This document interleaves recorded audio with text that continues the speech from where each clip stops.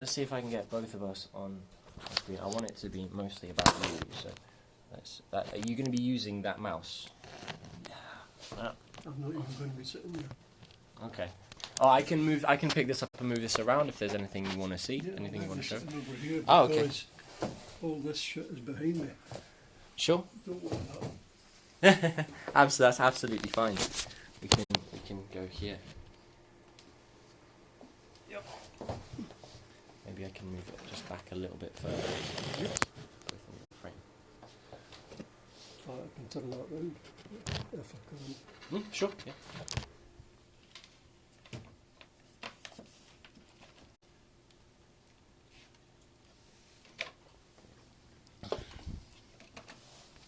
Perhaps you can put that on there. So as you like, if I would much rather. So I don't want to be too focused on that. I know it's a bit far away. That's a good side. Either side.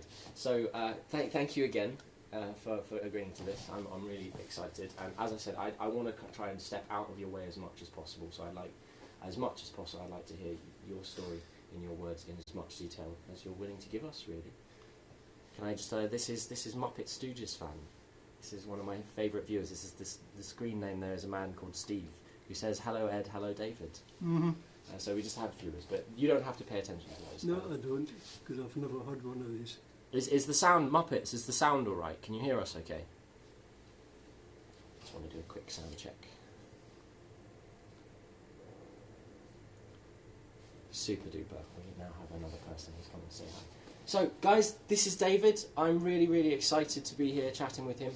I don't think we're going to be taking too many questions throughout the stream. But if anyone has questions, guys, I want to try and I don't want David to be distracted too much by the chat and have to like squint and stuff. So if my mods, Muppets, if you guys could think about getting together a set of questions that I can ask David at the end in a Q&A, would you be happy to answer questions at some point? Can only answer if I know the answer. Absolutely. It will be questions that they'll be asking you questions about you, I would imagine. I see. Yeah, cool. Yeah, cool. Super. So guys, we're going to do a Q&A. I want to hear David's story in as much as his own words as possible. So I'm not going to interrupt, and I'm not going to be interacting with chat that much. So I hope you guys are cool with that. I'm Ed. I'm interested in your story. I'm David. I don't know what story you want. All of them. Starting from the day I was born. It's a good place to start. Yeah. 24 November 1949. It's either 7:30 AM or 8:30 AM, I forget. You forget. Oh, I don't remember actually being there, but my mother told me, Right. and I forget what she told me. Yep. Behind the camera there are photos of me. At the bottom left is at my christening. I'd be 1 year old. Above, it looks like 3 or 4 years old in the left at the top. And this was in Ayrshire. This is in Ayrshire, Sturton. The one at the bottom right, that's my dad. Oh, there. Yep, there. My father, my mother, and me in the middle. My father, by the way, during the war, he was a flight engineer in the Lancaster bombers. Oh, wow. At the age of 19. He married my mum when he was 22. She was 21. That was in 1946. Wow. Yep. I came along 49. 2 brothers before me. One has passed away since then. A brother after me, a sister after me. Yeah, good family life. My dad played chromatic mouth organ. Oh, amazing. Yep. He hadn't a clue what chromatic meant, but he had the mouth organ. Yeah. Did you play it? He was good. Oh, me? Oh, yeah, I'd pick it up now and then if I was allowed to. Yeah. Yep. When my young sister, when she was born, I was 12-year-old. And to keep her quiet in the pram, my mother put a yellow plastic harmonica in the pram. I learned to play harmonica on that thing. On the plastic one? Yep. My young sister, well, I was a toy to her. What does she know? 1-year-old, 2-year-old. She still can't play her harmonica. Yeah. I've got other pictures here of me as growing up. Would you tell us a bit more about the first time? Was that your first encounter with an instrument then? That was my first encounter with an instrument, definitely, yes. Yeah, definitely. Yeah. Christmas, New Year in Scotland, totally different to England. It's all alcohol and music. So my dad used to play quite a lot. Yeah. Yeah, good fun. So at kind of social occasions, would there often be music? Would music be a large part of how people got together, or just at certain times? Oh, only at certain times. In my family, music,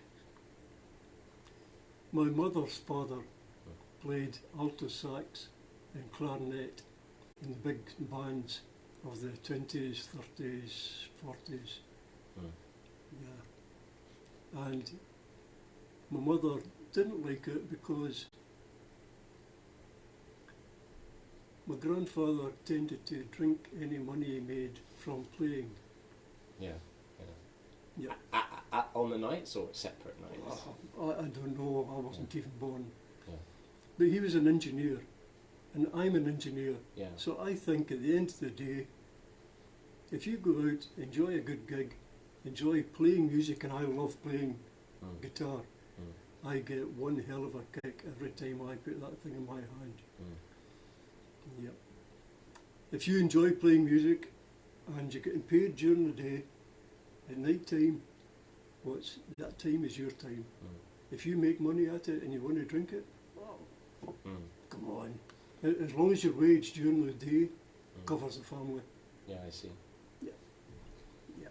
So you said that you said your uncle played the saxophone and the clarinet. Grandfather. The grandfather, sorry. And you mentioned he played in big bands. Could you tell us a bit about what the big band scene was? Because you say you're from Ayrshire. I'm from Ayrshire, but my grandfather and my mother are from Doncaster. Okay. He used to play in the Doncaster Territorial Army Orchestra. Oh wow. Yeah, that was between the First War and Second War. Were there lots of other big bands around, or marching bands, for example, not necessarily big bands? Not in Scotland where I was growing up. Okay. And I grew up from 49 onwards. Bands, the only band you'd hear coming through the town is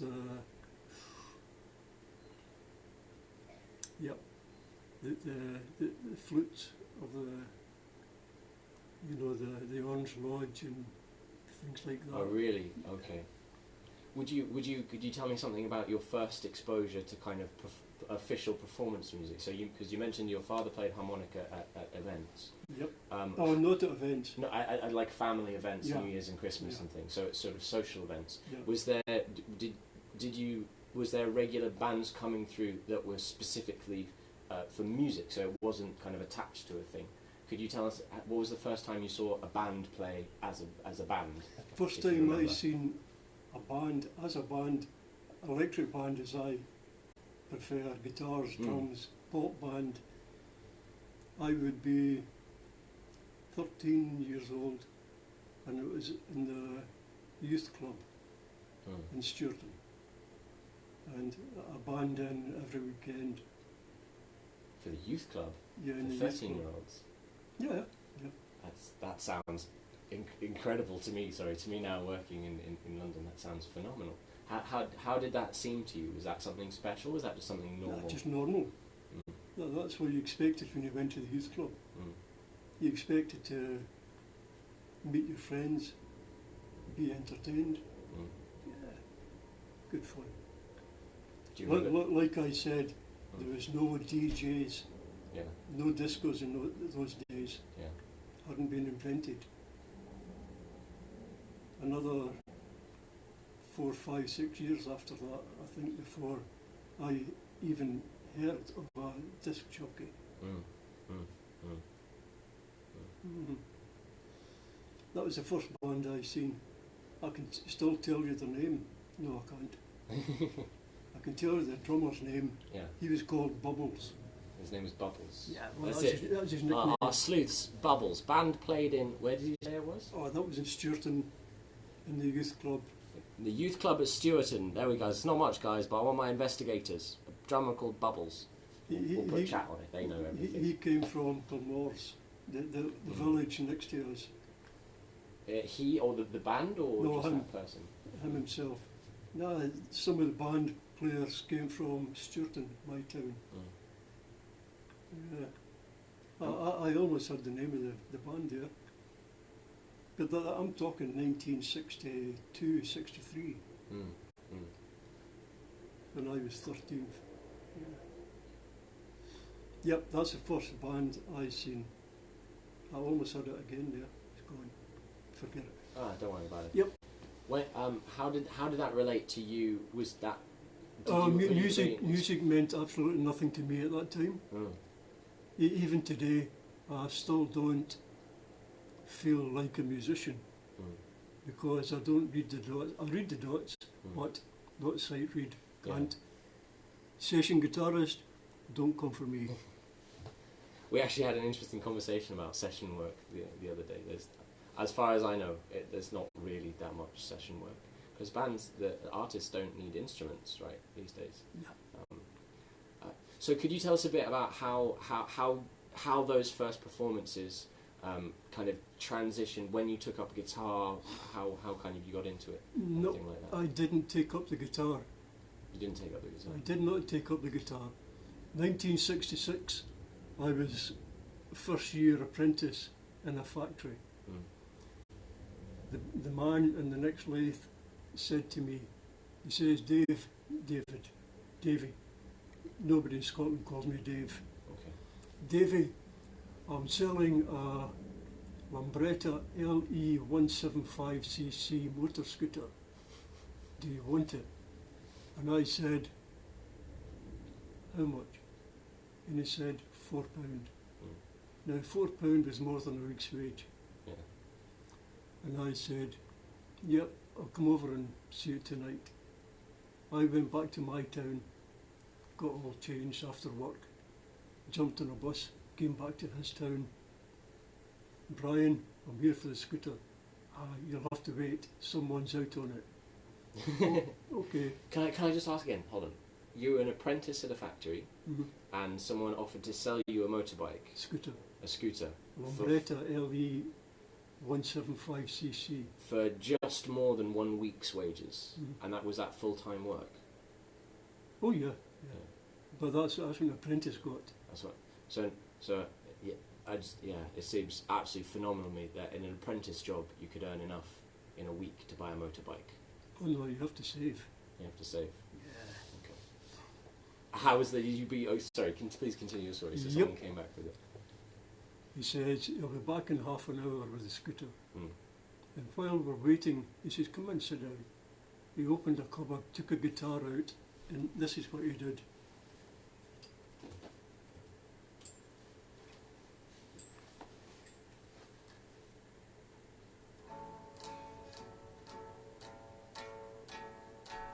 And he stopped. Mm. He was over to my right hand side. That sound hit my right ear, and I said, how much do you want for the guitar? And he said, £4. And I went home on a bus. Amazing. Would you like to have a bit of? Do you think we might have a bit of a jam? If Sure. there's a guitar, you might be willing to let me play. Yeah, help yourself. I have a pick. Would you like to? I can give you a backing. I'm not much of a guitarist, but if you'd like to, this one. I'm rhythm. Huh? Your do rhythm? you play lead? I can play lead. Yeah, I'd be Well, delighted to play lead. I play rhythm.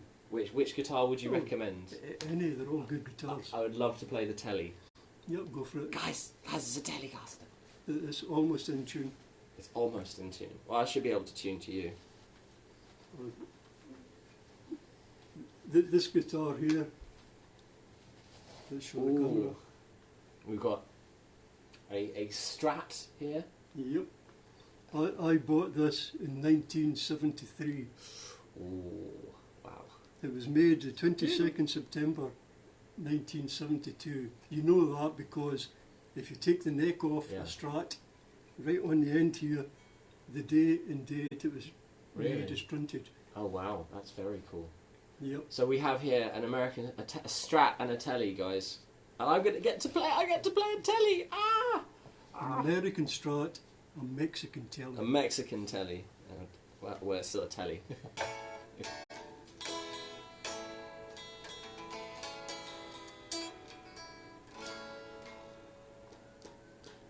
Great, what should we play? I don't know, excuse me, I've got a pick. Yeah, sure.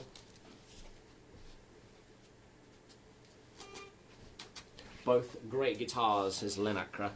In it, guys. We're going to have a bit of an unplugged jam. Hey.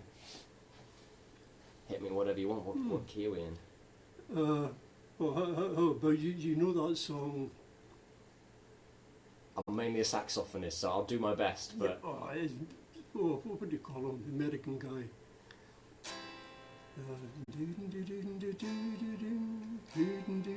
Jeff Buckley. No, he covered it. Oh yeah, okay.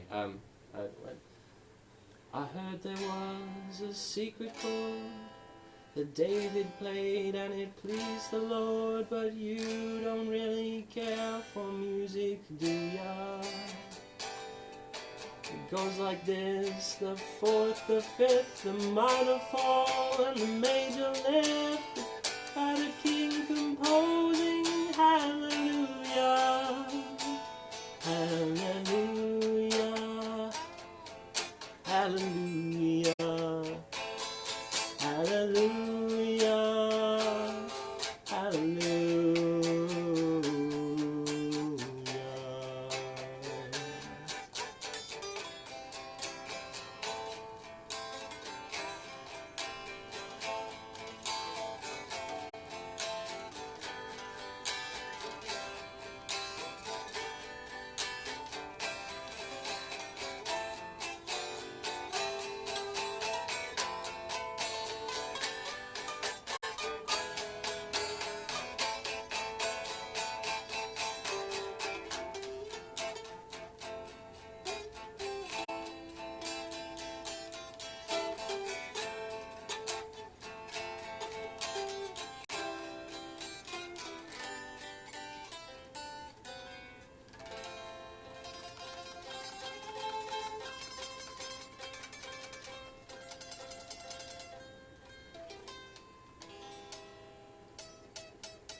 Yeah. Out of tune. Oh, that string dead. My You hear the Pacifica. intonation? I do. Ladies and gentlemen, Mr. David McNeill in rhythm guitar for Hallelujah. That was really fun. Let's do more of this. Hey. Yep. Well, sort of little punctuations for music, okay? So, He said to me, David, we're starting a band, you have a guitar. And I says, yes, I have a guitar. And he said, do you want to join? And I said, oh, I'm doing nothing anyway. I go to Boy Scouts on a Friday and that's my life. yeah. Working, school, whenever I used to go to school. Yes. Can I ask how much were you working? What would you say your weekly hours were? 40. 40 hours a Oh, week. definitely, yeah. Yeah. Plus overtime. Yeah. Yeah. But when the oil was discovered in the North Sea and natural gas, they came to us to make the first valves to pull out the oil and the gas. Yeah. Yeah, so that was 24 hours a day that factory ran. And did that mark a big change in life for people where you were? Oh, definitely. Yeah. Everyone can afford to buy a new car. Yeah. 24 hour a day working, all the overtime you need, Really? until the contract was finished. Yeah. Then we asked, how many more valves do you want? We made beautiful cast iron valves that last forever, almost. And they says, sorry, we don't want any. And we says, why? He says, see that oil that we pulled out of the North Sea? Once we've used it, the residue will turn into plastic. We don't need cast iron valves. We make plastic valves. You've just made yourself out of a job. Oof. 3,300 people down the road. Really? Yep. And the factory closed? No, it's slimmed down to 80 people. And it's still open. From 3,300 to Yep. 80? Yep. Like, overnight? Oh yes. Brutal. This was in the... Oh, see, we are, I don't know if you're political. European Union. Mm. The English government took us into the European Union in 73, 4 was it? 73 or 74. They gave us a vote in 75 whether we wanted to stay in. I voted, nah, I didn't want to go in the first place. And you never even asked me. So I voted no, don't want to stay in. Well, more people voted to stay in. So we just got on with our life. Not like today, by the way, folks. I'm interested in your opinion. I find myself very often bridging the gap, trying to understand both sides. So I'm not trying to convert anyone to any side. I'm interested in your experience and your thoughts. So. Right, the cast iron valves that we made to pull out the North Sea oil, a Canadian firm called Crane, multinational, bought us over, particularly just for those particular valves for the oil and the gas. Now we made thousands of different types of valves. We made valves you could run a double deck bus through. Wow. For hydroelectric schemes. Wow. If you go to Hyderabad in India and you look at the Sagar Nizam barrage, you'll see 16 gates across there. Each gate is 40 foot wide, 15 foot 6 inches deep, drop tight. We made them. And you say this was all cast iron, Cast iron. but then they replaced them with plastic after that? Yep. Wow. So what did people do? What happened? Well, I went to Chrysler making motor cars up in Scotland. Yep, for 2 years until we were still in the EU, and Chrysler, American multinational, sold out to Peugeot Talbot, who eventually took their works to Europe. 8,000 people down the road, plus all the little shops selling newspapers, sandwiches. Yeah. And again, like overnight. Overnight. So the first one you said when you were making the valves, 3,500 down to 80. This one, just 8,000 jobs gone. Gone. Whole factory closed. 42 acres of ground. And this is despite being in the EU. Because of being in the EU. Because of being in the EU. Fair. Yeah, I mean that no one at any point in a position of control thought, hold on, this is 8,000 people losing their jobs. We've got to stop this happening. Yep. No one in Scotland, no one in London, no one in whether it's Brussels then, I don't know. But Maggie Thatcher, I think, had given Chrysler 5.5 million. I may be totally wrong in that sum, but it was millions, to come and move there. And they were only there for a couple of years. Yeah. Did they give that back? Did they? Nothing. Of course not. No. So what about the band at this point? Were you still in the band? How did that been happening? By that time I'd been in 3 or 4 bands. So will you tell us that story? So you told us the story of working in factories and how they shut down. Would you? Because was there a sort of another story going on with your band? In the first factory, Yeah. there was, as far as I remember, maybe 6 or 7 different groups. Music groups. Yeah, Hey. all the apprentices and workmen. Oh yeah, some really good players. Mhm. There was a band called Company Policy in Scotland. Folk band, big, can't miss them. Okay. Well, big at that time. Yeah. Company Policy. Speedy Simpson, he was the guitarist or singer. Well, he worked on a machine just round the corner from my machine. Company Policy. Clip it, guys. We're going to check it Yeah. out after. I'll hopefully I'll get a transcript and I'll do a bit of research, my own research. Billy Connolly, I think he played with Billy Connolly, or in a band called the Humble Bums with Billy Connolly. The Humble Bums. The Humble Bums. As in humble Yep. bum. The Yep. Humble Bums. So not bum as in homeless people, guys. That's America. The Humble Bums. As in but I have an automated bot in my channel that occasionally replaces words people say with bum. Mm-hmm. So we're familiar. They know what bum is. Buttspot's not there. I don't know why I'm bringing Buttspot into the conversation.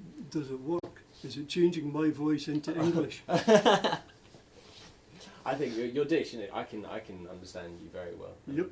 So can I. The first gig ever I played First in gig my you played, entire amazing. life. Yeah. Yep. That was the same band with a guy who worked in the next machine, and it was Christmas. The Christmas dance at Sturton High School, 1967. That was the first gig we played, and our drummer was 14-year-old and still at that school. Really? Yeah, he became a god for 3 or 4 days. A drum god. Oh, I see. I see. At the school. Yeah, At yeah, school. yeah. Yeah. So was it really cool then? You say he became a god. Was it? Oh my God, man! Yeah. You're playing music live on a stage. People are having to look over the top of the stage to see you. Yeah. That feels good. Yeah. Yeah. When you got up on that, you played on stage. Absolutely. Yep. When I step on stage, I walk away from reality. I walk away from all. Not interesting. Up there, when the lights are on you, you cannot see anyone out there. So it's just you, or in the band. Or I played in later years open mic sessions. I used to run open mic sessions. Okay. And that was good fun. Yeah. Yep. So was this a paid gig at the school? Oh, we never get paid. You never get paid. Oh, in the 60s, entertainment producers would come up and pick up a handful of groups and say, right, this weekend you are first on at that place. Once you've played your gig there, you get in your van and you're second on at this place. But you're going to headline this place in the same night. And all these bands are all diving around. None of it get paid. Really? No. Like anything at all? Never seen it. Nah. Put it down to experience. Oh, really? Yeah. So who did get paid? I don't know. The producers? Oh, of course. Well, the people who put us in there, who booked us in. Yeah. Well, if they didn't get paid, why would they go to the bother of finding us? Yeah, we were good. Not excellent. Nah, not even good. I thought you said we were good, excellent. We were good. No, we were amazing. Nah, we were okay. Different. Oh, here's the thing. All the songs that I've played in most of the years that I've been playing, I have never heard the original. Really? Yep. Okay. And see, when I do hear the original, I say to myself, thank God I never heard it. Because my way is kicking. Yeah. Yeah. So you say they would come up and put you in a van and send you to 3 different gigs. When did that start? How old were you when that started? And I suppose... Oh, that's the first band. Yeah. 17-year-old. And this is the band that you were invited to join because you had a guitar? Mm. And he only knew because he sold me it. Yeah. Instead of a motor scooter.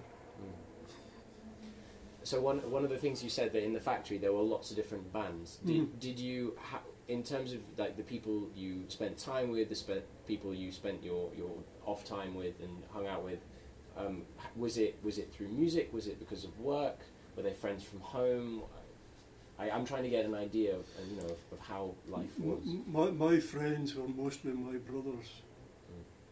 When we went out to play as kids, we went out to play together, 4 of us. My mum would come out to the flat, the entrance of the flat, and the woods across the road, and she would shout every single night, "Tommy, Charlie, David, Ian," and we would all come out. That's my mum. My mum's Welsh, and she could never remember my name except she always said all her brothers: Andrew, Francis, Peter, Andrew, Edward. Andrew, Peter's Francis, David, Edward. She would always run through all her brothers' names. So that's interesting because in almost the very same way. Yep. Well, did you play music with your brothers, or? Nah, none of them could play music. No. No. Music. No. My young sister, her son got into playing guitar. Yeah, she made a guitar for him. Really? Yeah, she went on a course in America. Amazing. For cabinet making. And she made this guitar. Twin P90s humbucker pickups. Wow. Beautiful. Yep. Did she play the guitar? Nah. But she did a cabinet making course. Yep. And made a guitar. Yep. Did it play all right?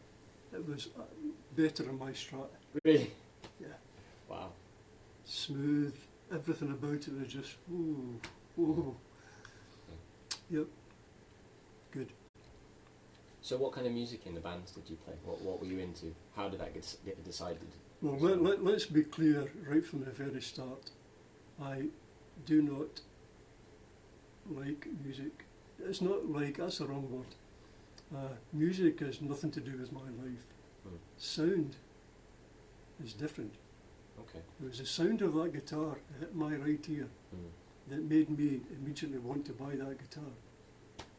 It wasn't because 12 bar blues, because why do I need to know 12 bar blues? But that sound, once that sound hit my ear, sound is what I'm into, not music. Music is someone else's idea.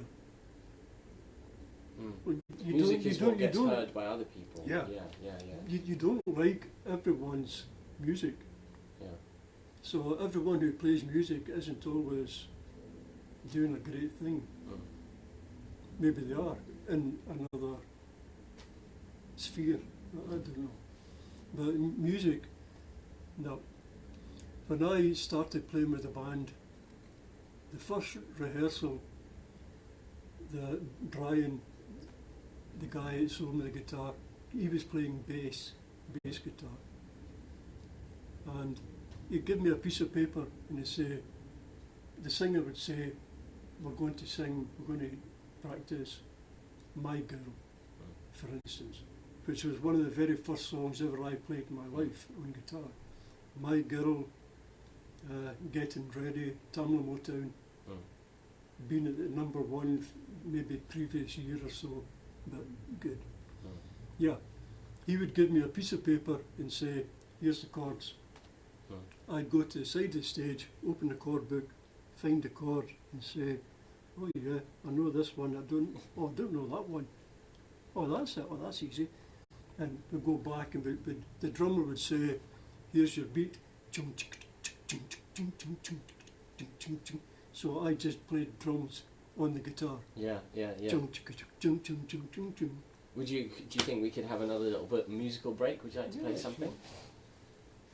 Shall I play with you? Yep.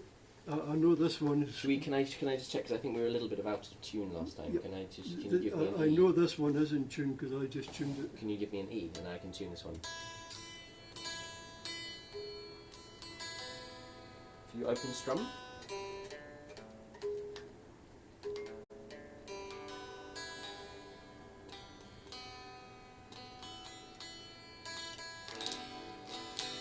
Those are ancient strings.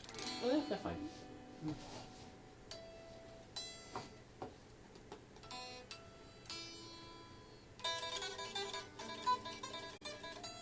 Yeah.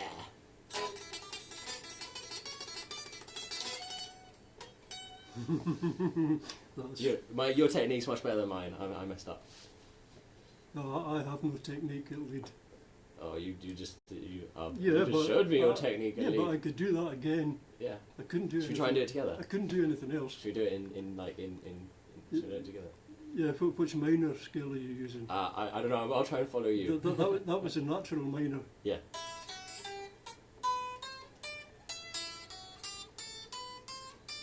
That's a natural minor. Yeah. Yeah.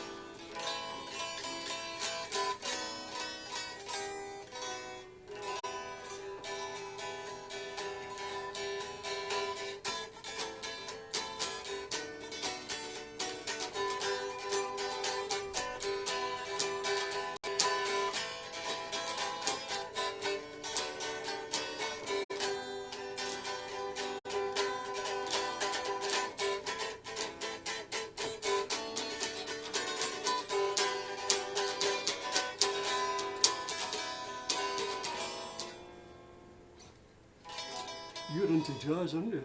I'm a sax player. Yeah.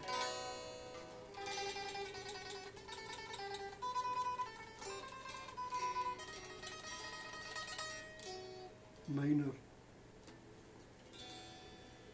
The minor scale. That's called embraceable. No, that was Autumn called Leaves. once in a. It's called Autumn Leaves. Of course it was. Should we do it one more time and I'll sing? Those autumn leaves. Drift by my window. Those autumn leaves, all red and gold. I see your lips, those summer kisses, those sunburned hands I used to hold. But since you went away, the days grow long, and soon I'll hear old winter song. But I miss you most of all, my darling, when autumn leaves start to fall.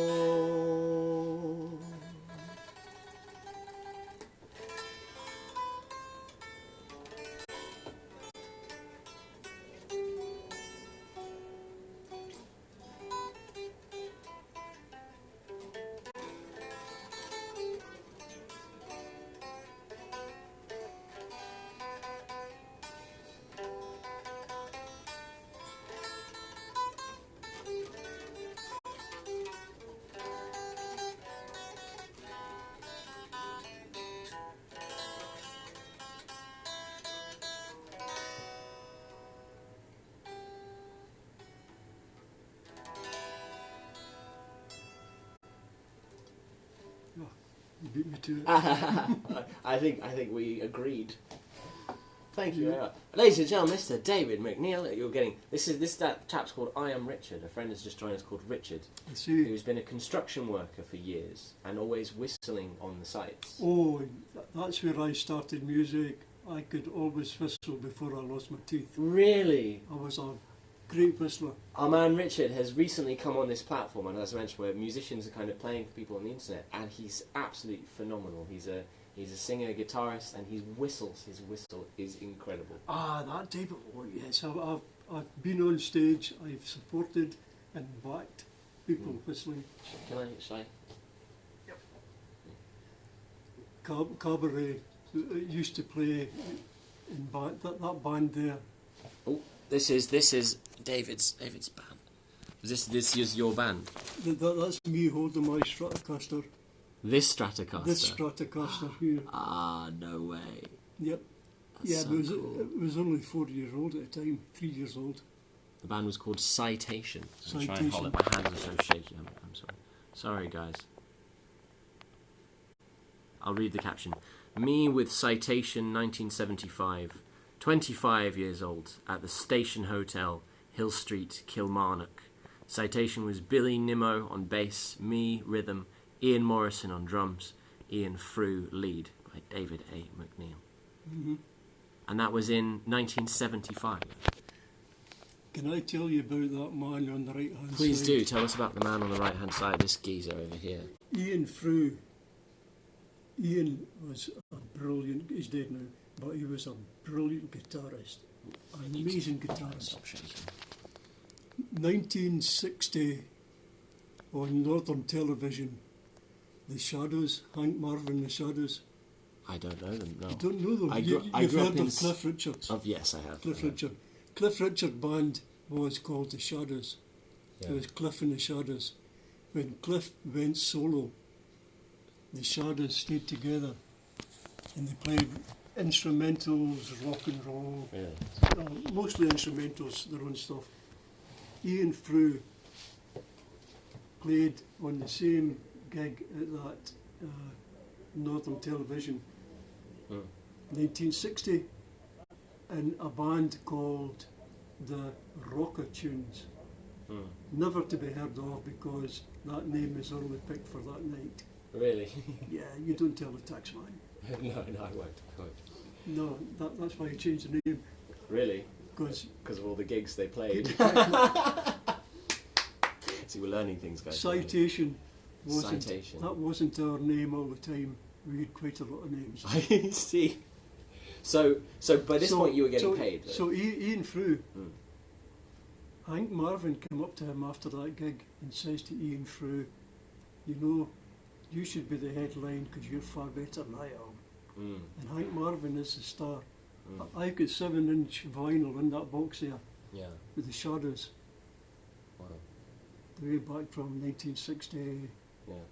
You mentioned not telling the tax man. Last time we talked about gigs, you said you didn't get paid. By this point, this gig is at a hotel. Were you starting to get paid for your gigs then? Yes. Ian was the band leader. Yep. Yeah, and we played 417 gigs a year. You said that consistently. Year after year after 400. year. Would you tell our viewers 417? So 417 gigs a year is 365 nights of the year, 3 hours, 4 or 5 hour gigs, depending on the function. Yeah. Plus 52 Sunday afternoons. Every Sunday afternoon, every night, every Sunday afternoon. Were you still working in the factory at this point? Oh yeah, of course. Yeah. The whole time. Yep. So you'd do a shift and then do a 4-hour gig. Yep. Every day of the year. Yep. You didn't have to do shifts on the weekend though, so you got weekends off. Saturday I worked. Okay. Yep. So could you tell us a little bit about how those different kind of worlds, especially in terms of how you made your money and how that kind of, did it affect the music? Did you do it for the money? Did you start doing it for enjoyment and then slowly earn money? How did it fit together? I have always been paid more doing my actual job than playing music. Okay. Any money I make from music, I just drink it or play pool. So why were you gigging every night and twice on Sunday? Because I love playing guitar on stage. Mm. I like playing a guitar through a 100-watt amplifier. Mm. Can't do that at home. No. Well, you can until you get evicted. But, Yeah. no, that's... I love... It's a sound. Yeah. I used to stand on stage, playing away, staring at the ceiling. And people would come up to me and say, "David, why are you staring at the ceiling? We're all dancing here, enjoying ourselves." They don't realise I'm up here staring at the ceiling, enjoying myself, listening to what's coming out of my guitar, and listening to Ian Frew playing lead. Wow. Really? And his brother-in-law, Billy, playing bass, like a spider. Amazing. Yeah. So you said you made a lot more from your job than you did playing guitar. Can you give us a rough idea of how much, what the difference was? You know, was it like 9/10 of your income from your job and 1 from the guitar, or like, I don't know, 2/3 from your job and a bit from the guitar?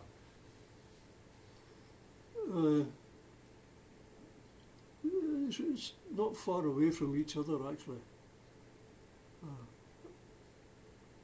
Sometimes we didn't get paid. So balance is... Yeah, absolutely. Yeah. Buckland's Holiday Camp, 1974, with this band here. We never get paid. For Butlins? Summer season 1974, the very last night, someone come up and asked us, "Are you in the Musicians Union?" No. Don't bother coming back next week. Really? What did it matter? It was our last night anyway. They got away with that one. Yeah. They got a bloody good group for 15 weeks. Yeah. And never get paid. Really? The in-between guy, he says the in-between guy never paid us. But, well, I know my friends better. I know the in-between guys. And I think he could have been paid. But just didn't bother telling us. Who cares? I enjoy playing. Yeah. Yep. Yeah, that season, Johnny Bev was MC at Butlins that year. Johnny Bev wrote that song, "The Wonderful Picture of You," for Joe Brown and the Brothers. Okay. I think he was either a bass player or rhythm guitarist in the band. So we had to play that song. Don't ask me to play now, I'll forget. No, I won't. Every night for 15 weeks. Wow. Is this the this is the Butlins camp? That's Butlins Holiday Camp. Were you playing every night? Not every night of the week. Yeah.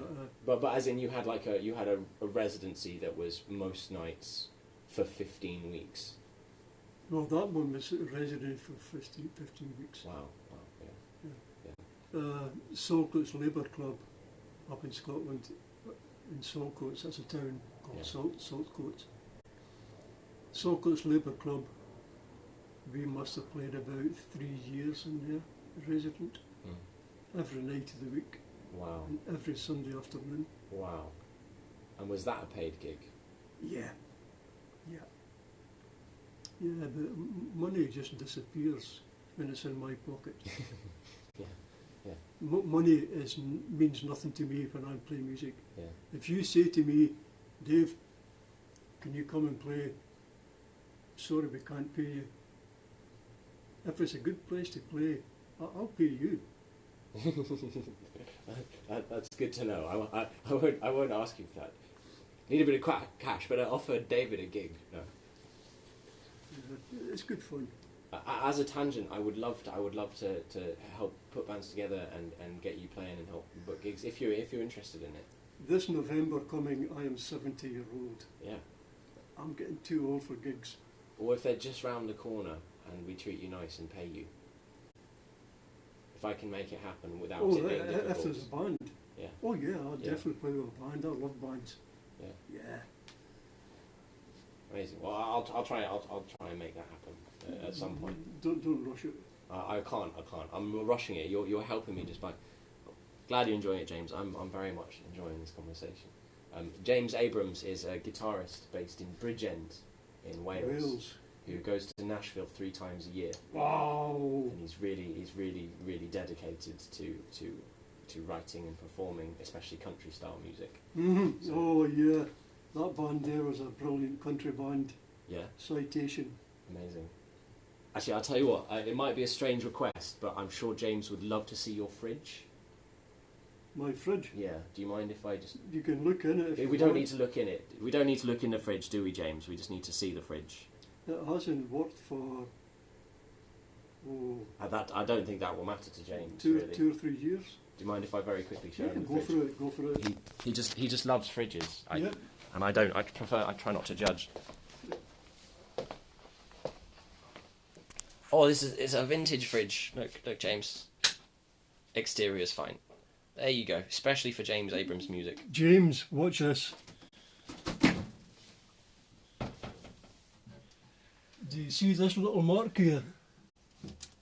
This little mark I made with a wood chisel trying to get the ice off, Yeah. and I burst through and I got a whole mouthful of whatever that gas is in there. So No. that's why that fridge is sitting doing nothing. And I can't afford a new one. Well, maybe we can help the gigs, because if I can pay you for gigs, then maybe we can help get you a fridge. I'm quietly content with my life. Fair enough. I get my state pension every Monday. And that does you. Well, until Tuesday. Yeah, sure. Country. Yeah. He's really into country. Get Willie Nelson's DVD. Oh, that man changed music. So, and that's a good question. Who I haven't really asked you. Who are your musical inspirations? You said at one point you didn't like music. You like sound. Yep. It sounds, Jimi Hendrix most certainly so. His sound, if he was alive today, he would still be ahead of his time. Mm. The fuzz box distortion booster, he got it invented for him. Really? The wah-wah pedal. Mm. He wanted his guitar to sound like a trumpet. Wow. Wah, wah, Yeah, wah. yeah. He got the wah-wah pedal made. Really? He wouldn't have these things without Hendrix. Really? I didn't know that. I didn't know Hendrix invented. Well, He but he didn't invent wouldn't- it. he didn't, Yeah. no. He just asked for it. He said, "Give me a thing that makes my drum go wah wah." Yep. Yeah, for sure. Cool. Yeah. Now you've got foot pedals. You don't need to play anymore. You just stand there, flick a switch, tap your foot on the floor. That picks up. That's your drum beat. Rattle your fingers on here. That's a snare. Right, get it all going. You just play guitar. Yeah. Come on. It's great in the house. I use Cubase. I see. I do that on Cubase. Yeah. I use Ableton now, but I used to use a looper. I transitioned from analog to digital looping. So. Mm-hmm. But I don't. Yeah. I haven't really explored the sounds that a guitar makes for percussion. To be honest, I beatbox a bit. So. Mm-hmm.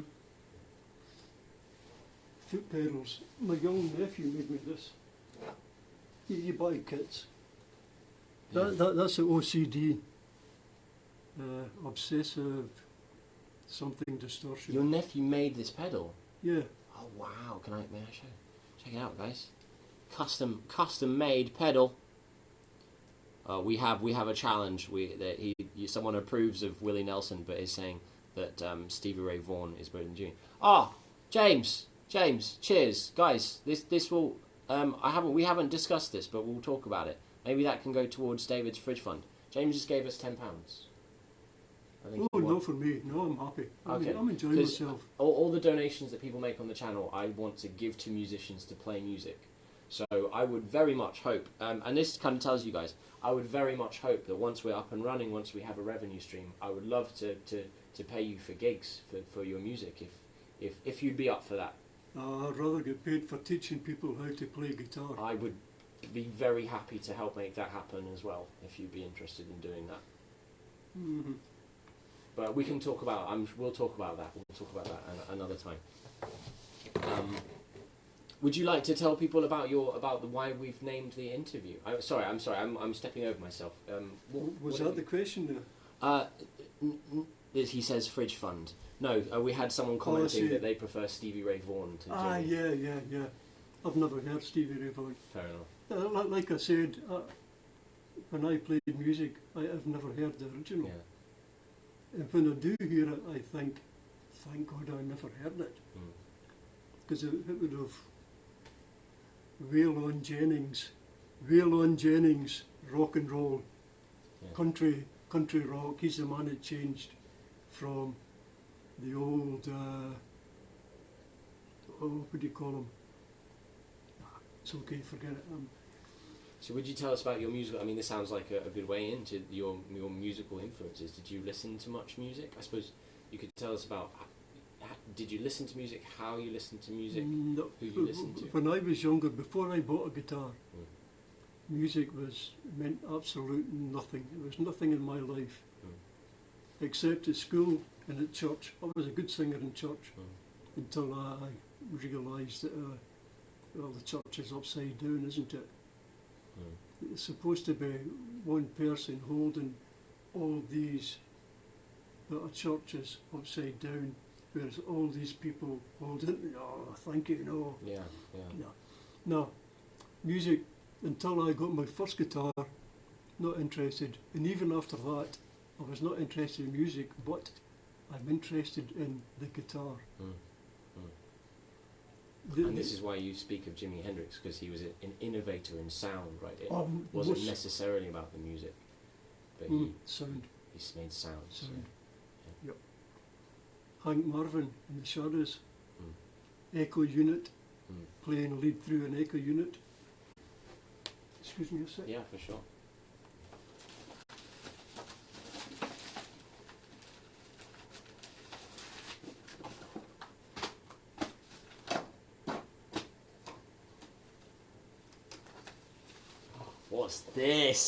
What's this?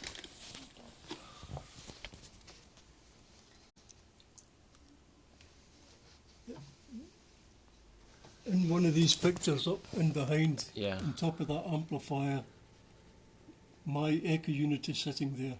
Yeah. Identical to this one here. I use a lot of delay when I'm playing my saxophone, so I totally vibe with you. So what is this, a tape delay? This is a tape. I didn't even see the tape. Oh my God, it's so beautiful. That's a Watkins copycat. Watkins Electrical Music. Wow.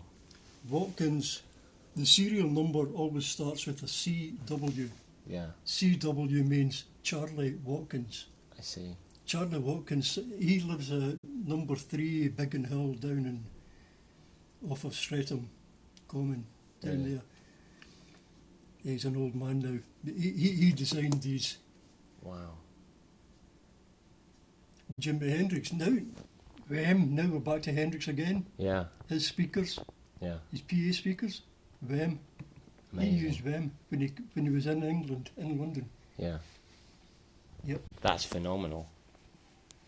I would love. I don't want to, if it's not possible, but is there any way we'd be able to hear it? Without an amplifier, it's not possible. Fair enough. That's a lovely old amplifier. That's an old Grampian Vibra Major from 1957 or something. Wow. That's the speaker, the actual amplifier. I've got it out at the moment. It's there. Incredible. Oh, look at those valves! Look at those valves! Ah! Oh, it's a bit dark, but that's alright. Yeah. Wow.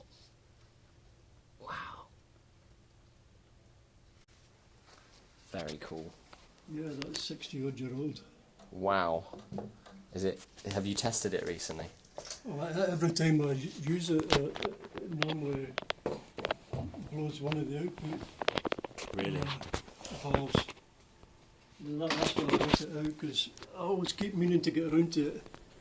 Mm. Oh, I'll tell you who gave me that amplifier. Mm. Yeah, look up this one. Alright guys, here's another look up. Are you ready? Ready investigation? Who was it? Thunderclap Newman. Thunderclap Newman. Yep. It was number 1 in the hit parade. It's either 69 or 70 with Something in the Air. Something in the air Call tonight. out the instigator, 'cause there's something in the air. Okay. Yep. He said to me, he says, Dave, a guitarist without an amplifier. This is 1994 at the time. Okay. A guitarist without an amplifier can't have this. He Yeah. says, here, take this. It doesn't work. But at least you'll have one. Yeah. Okay. Yep. Yeah. That's well, amazing. I've made brand new circuits for it, you know, etched them, burnt them with acid, brand new components in Really? there. You made them yourself? Yeah, the Wow. circuits, yeah. Wow. I love doing that. Oh, another story. Yeah. Thunderclap Newman, Andy Newman. Mm. He was a BT engineer, and he was working in a studio up in London, not music, doing BT, and he probably tinkled on the piano at some time. And Pete Townsend was there, and Townsend was bragging to his mates, I can make anyone a star. And he said, see that guy there? I can make him a star. Pete Townsend had a protege called Jimmy McCulloch. So Jimmy McCulloch was Andy's guitarist. Jimmy's brother was Andy's rhythm guitarist. Speedy Keane was the singer. Don't know who the drummer was. Andy played piano.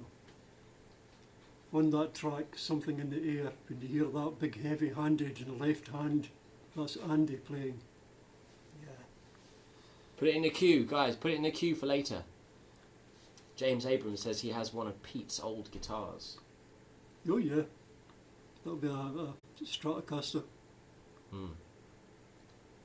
Was it? Did you say Andy Fairweather? Andy Newman. Andy Newman, James. Thunderclap Newman. Thunderclap. Nobody knows him as Andy. The Yeah. name of the band was Thunderclap Newman. Thunderclap. I see.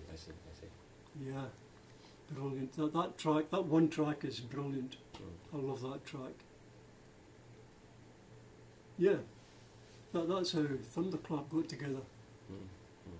Jimmy McCulloch says to Andy later, Andy, Paul McCartney wants me to go and join his band. Andy says to Jimmy, don't go. You'll only get into drugs and end up killing yourself. No. Jimmy says, no, that's not going to happen. Well, that did happen. Really? He went and joined Paul McCartney, ended up killing himself. Wow. Don't know if he actually killed himself, but you know what I mean. Yeah. So you were telling me about this the bands you were playing with in the hotel. You've shown me some of the equipment. How did it factor into your life? Because you were still working in the factory. Were you at the time? I assume because you said you did. Did you find that your factory life and your band life were growing apart, or did they kind of come together in terms of people or Well, anything like that? you can't make valves on a stage, Yeah, true. and you can't play guitar with a lathe. Yeah. So the two things never got together. Yeah. So about the people, so for example, did your co-workers come to your gigs? Were the people come to the gigs, were they working in your industry, or were they...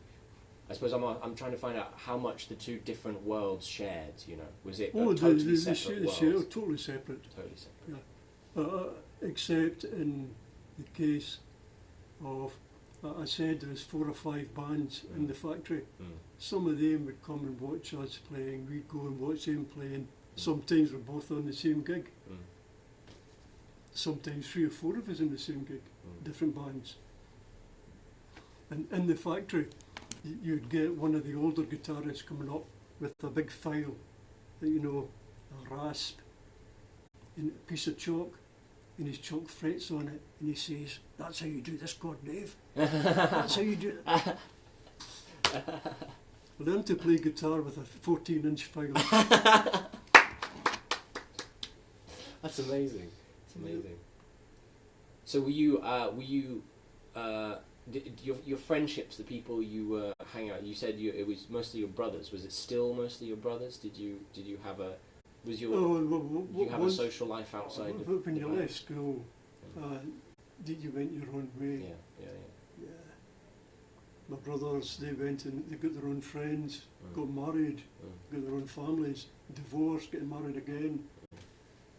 Yeah, me, I've never got married because I was always standing on stage every night of the week.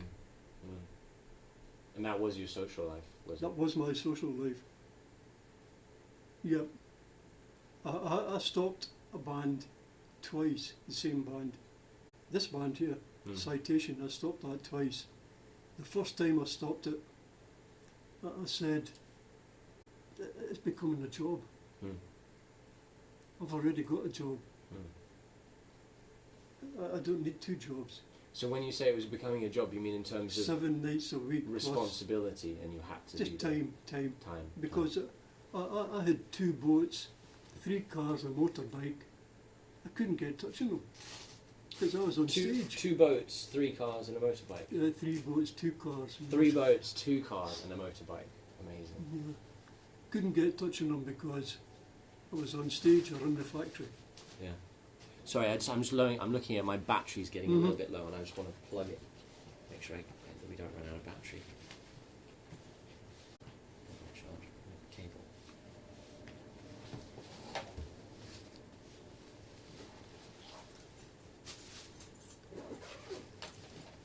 That is what a plectrum looks like. Wow. This is what a plectrum looked like. Yep. Well, that's a smaller version. The way we used to play in the old days. Would you show them? Yep. Shaped like the side of a house. You file a chamfer on that corner. You file a chamfer on that corner. Yeah. That's for, so it glides over for speed. Yeah. This is too short. It should be slightly wider and slightly longer. I'll see if I can find. Yeah, look at this. I'll zoom in here. See if I can. I need to. I'm zooming into Ian's machine heads, just below the machine heads there. I see. That's where you stick your plectrum. Hey. In between gigs. Look at the size of that. Yeah, let's see compared to this one. Yeah. Wow. Made out of tortoise shell. Out of tortoise shell? Yeah. It's Wow. illegal now, tortoise shell. Yeah, I bet. But the sound you got was, wow. You didn't have to file it for maybe 2 or 3 months. These, every single gig, you have to refile it. So, were you saying you're making your own? No, you buy them like that. You buy them. I No, see. but as they get blunted, you have to refile it. You have to file the angle back on, plus the chamfer. I The see. chamfer on both sides there. And of course, you had files that you were learning guitar on, so you could file them, right? If you're a guitarist, you need short nails, Yeah, so yeah. you always have a file. Yeah. It's the same file. I see. Your finger file. Amazing. So I can't find my. I know I put it. I know I brought it. I brought an extra cable as I was wandering out. I'm having to bring it. Cable.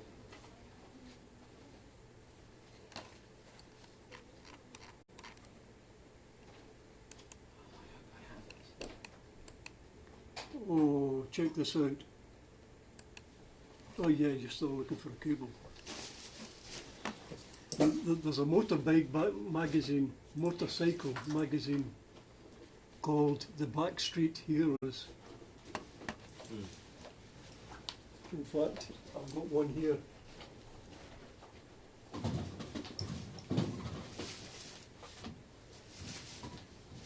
Oh no.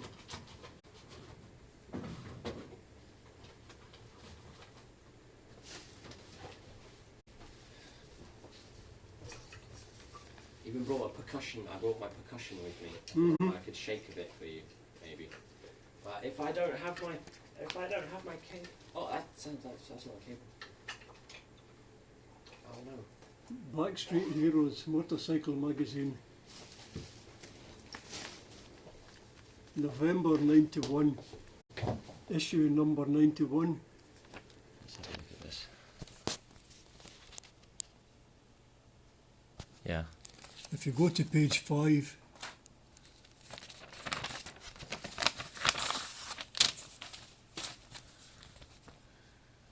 Is that you? that's me sitting there. Hey, incredible. There we go. Playing guitar. That was a Hells Angels rally down at Lyd. Really? It's the last rally of the season. I'm an old biker. I love motorbikes. I see. I still got my leather jacket through and through. Really? I'm sure we'd love to see them at some point. I bought that. In fact, there it's there. That jacket's sitting That there. jacket is there. Yep. And that was you. So it's me at Leith? Lyd. Lids. L-Y-D-D. I'm Welsh in it.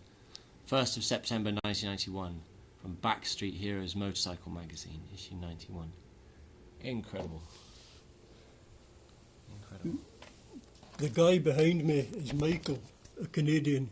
We came in this truck. In Yeah. fact, see that water bottle? Yeah. It's in my kitchen. Oh, really? That was my uncle's when he was doing his national service in 1950s. Yeah. Yeah, Michael, that was his truck. And if you turn the page, you'll see what he's trying to sell.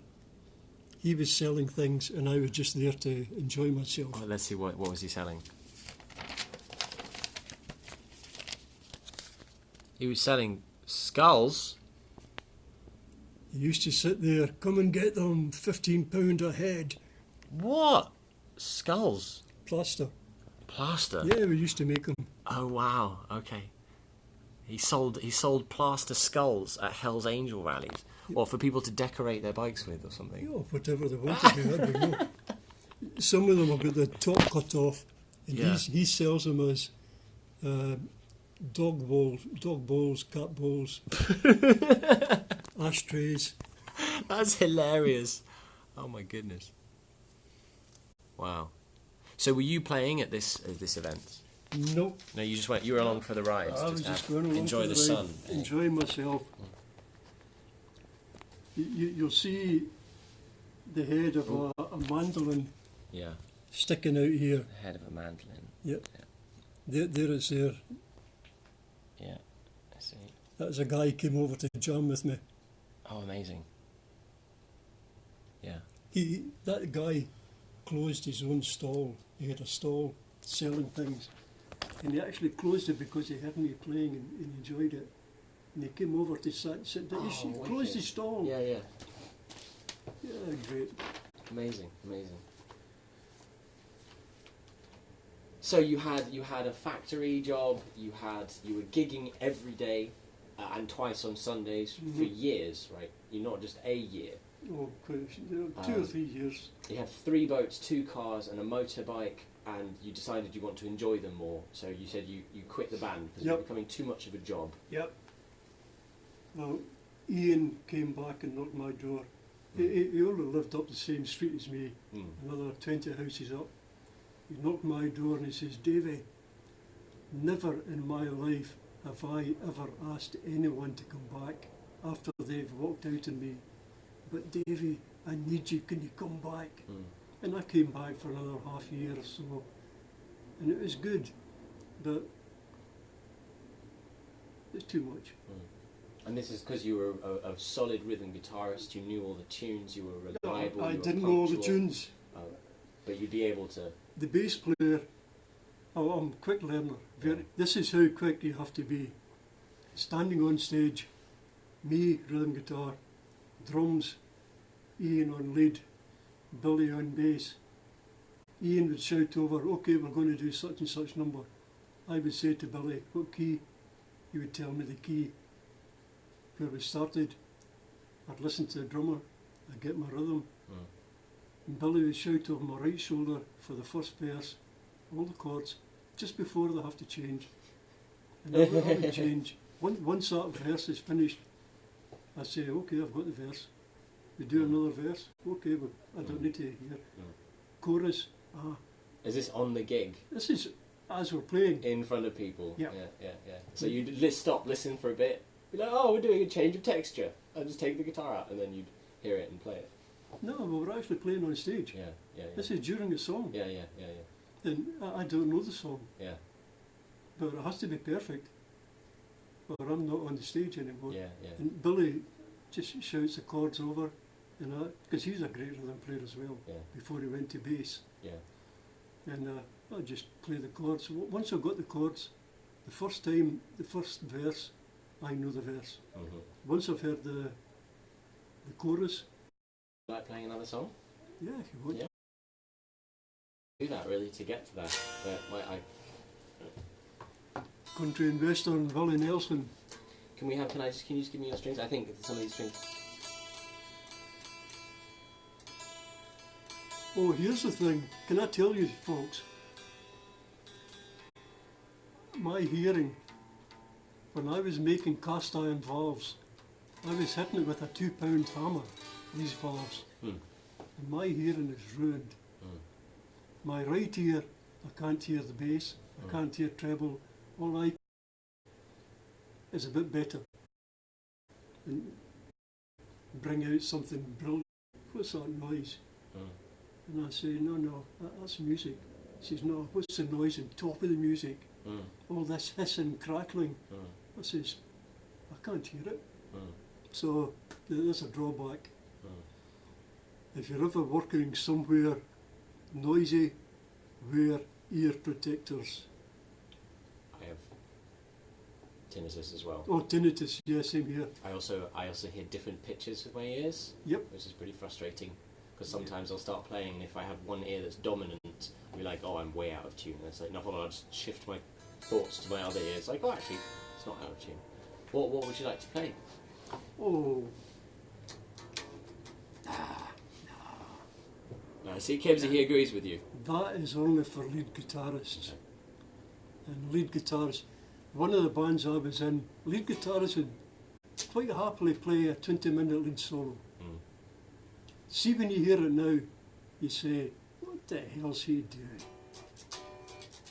But forgot all about the song. All you've got is this, somebody satisfying his own.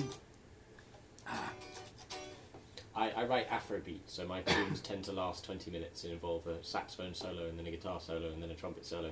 And then the words start, but then they stop and then there's a keys solo. And Wow. When we started, a song lasted 3 minutes. yeah. The longest song in the 1960s was The House of the Rising Sun.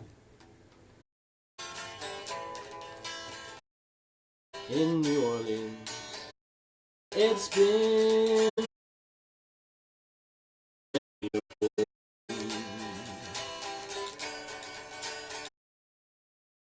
my mother was a tailor.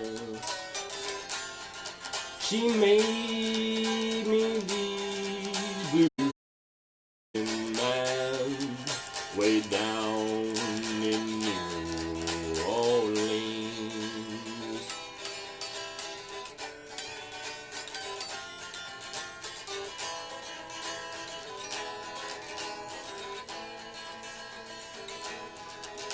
Now the only thing a gambler needs is a suitcase and a trunk. And the only time he's satisfied is when he's on a drunk.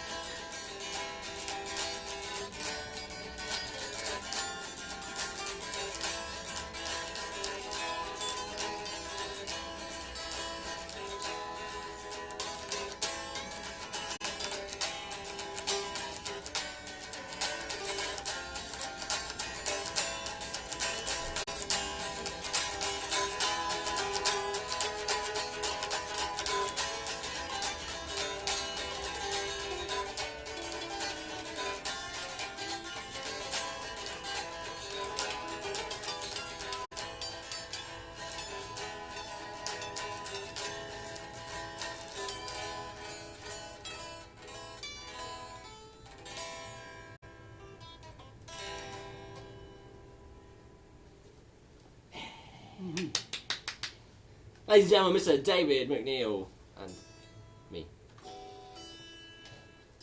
It's the I think I've got an issue with the E string here.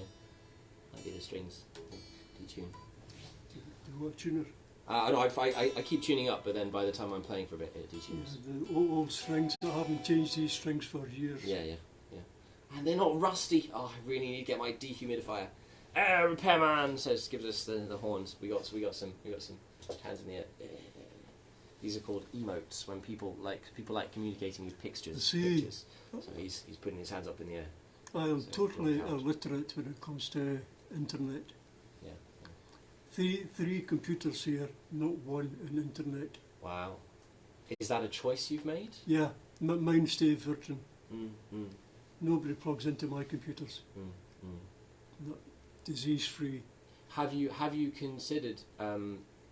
You say that's a choice because the internet it risks the files and it can have all viruses. Have you ever considered that maybe you'd be able to enjoy music with people on the internet, connecting with people? I don't enjoy music. Oh, fair enough. Yeah, no, you don't. You like sound. I like sound. Well, I'm sure there are lots of people who would absolutely agree with you. But I go around to the Hootenanny pub, and there's normally, sometimes, really good bands on in there. And if somebody's doing something good, making a nice sound, I'll put my pool cue down in the middle of a game. Now that hurts me to say that. And I'll watch and I'll applaud. And go back to my pool. Yeah. So we've talked a lot about past stuff, and I'm looking at my battery. I can't find my cable, and I don't want to spend more time looking for it. So what plug do you need? I need a sort of a Samsung, a new, oldish USB one, if you have. But I'd love to come back and continue this conversation another time, regardless of that. Yeah. Cool. So I don't want it. Because I was worried that we won't get everything. But that is the little narrow one. Perfect. Look at that. Has them in a drawer. Absolute star. More organised than I am. We have a charge cable, guys. We have a charge cable. There's a USB slot there. Oh, super. Oh, I'm not scared of technology. Oh, okay. Well, then you're doing better than I am. I'm a bit scared of technology. I spend a lot of my life struggling with it, so I know how it kind of works, all right. But I never know. I never know when it's going to stop working or why in it, guys. You know that. I have 5 different City and Guild certificates. Really? Wow. Was this training through work, through your factory work? The first one was. That was engineering. But after that factory closed down, and after Chrysler closed down, I thought engineering's finished. I play guitar, but I don't know how an amplifier works. So I went on a course for radio, TV and electronics. Got my City and Guilds distinction. Yeah, that was the second one. After that I got another one when I came to London, 86. Down in Penge. Computer Insight was the name of the place. I did a computer course there. Digital electronics. Yep, City and Guilds distinction. 2000, the year 2000, I just finished working the place. When I say finish, I walked out because I wasn't enjoying myself. Another thing, if you're doing something and you're not enjoying yourself, stop doing it. I quite agree. Yeah. That's, if anything, I'm a music teacher and I'm really interested in how the brain works, and that is the first thing I tell to all of anyone who's asking about it, because a lot of people seem to, for example, they practice but don't enjoy it. They do it because they feel they have to, and in the long term, in my understanding, it builds up a great deal of resentment for the instrument, and resenting the time that you put into it, which for me it seems absolutely tragic, because I love my instruments. I love playing them. I love improving. I love getting better and all that. That's why it wouldn't bother me if I got my fingers cut off.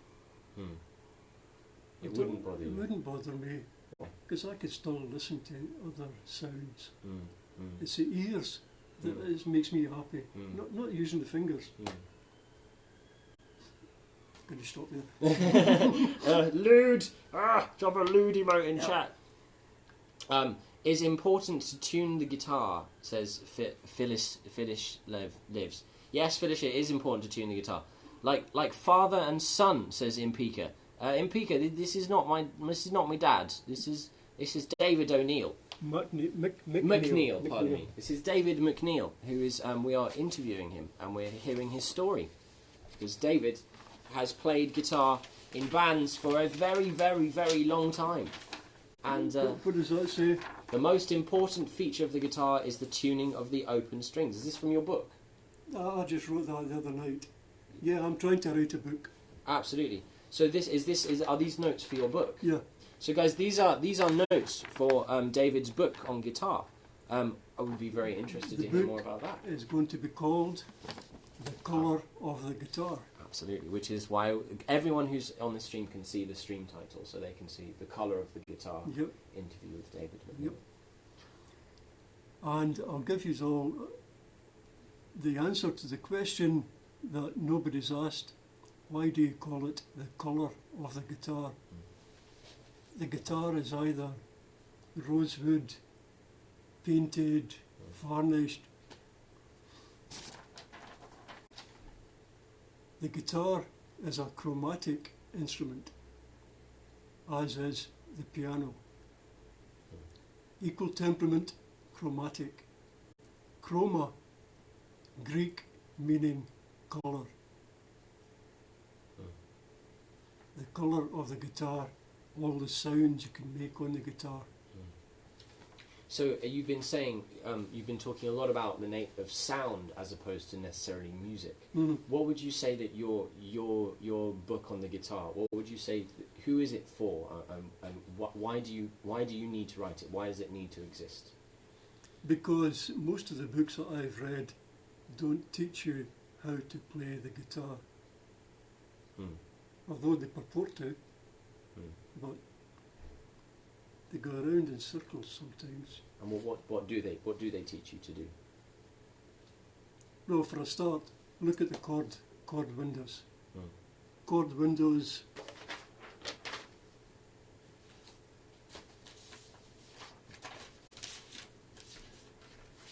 Chord windows. When you write in your chord. Yeah. Would you call these chord diagrams, perhaps? Chord windows. Chord windows. Yep. You see, I've actually drawn in the fingers that you use. Yeah, absolutely. I do this for my guitar students as well. So you see, the fingers have been drawn in. James, I would love it if you could put that. If you guys could collect questions for if you have any questions for David. We're going to do a Q&A session at the end. That would be a great point because I'll have to pull it up and do things. So if you could collect that as one of the questions, perhaps guys in the Discord, might there be a good way of putting questions in the Discord so we don't lose them if you have them. I don't know if there's a channel at the moment, but David, James would love to show you his guitar. Yeah, see that. And see if you like it at some point. But I'd like to hear, maybe we'll do that at the end. People can collect their questions. Well, is this going to end? Huh? Is this going to end? At some point I have to, because I'm going to go back and stream. I thought maybe, if you're up for it, we could wander down to the Hootenanny and have a half or something, and show everyone where we met, and you can tell us a bit about, because you say you go there all the time. I mean, we haven't, my next question was going to be, you mentioned you moved to London. Would you tell?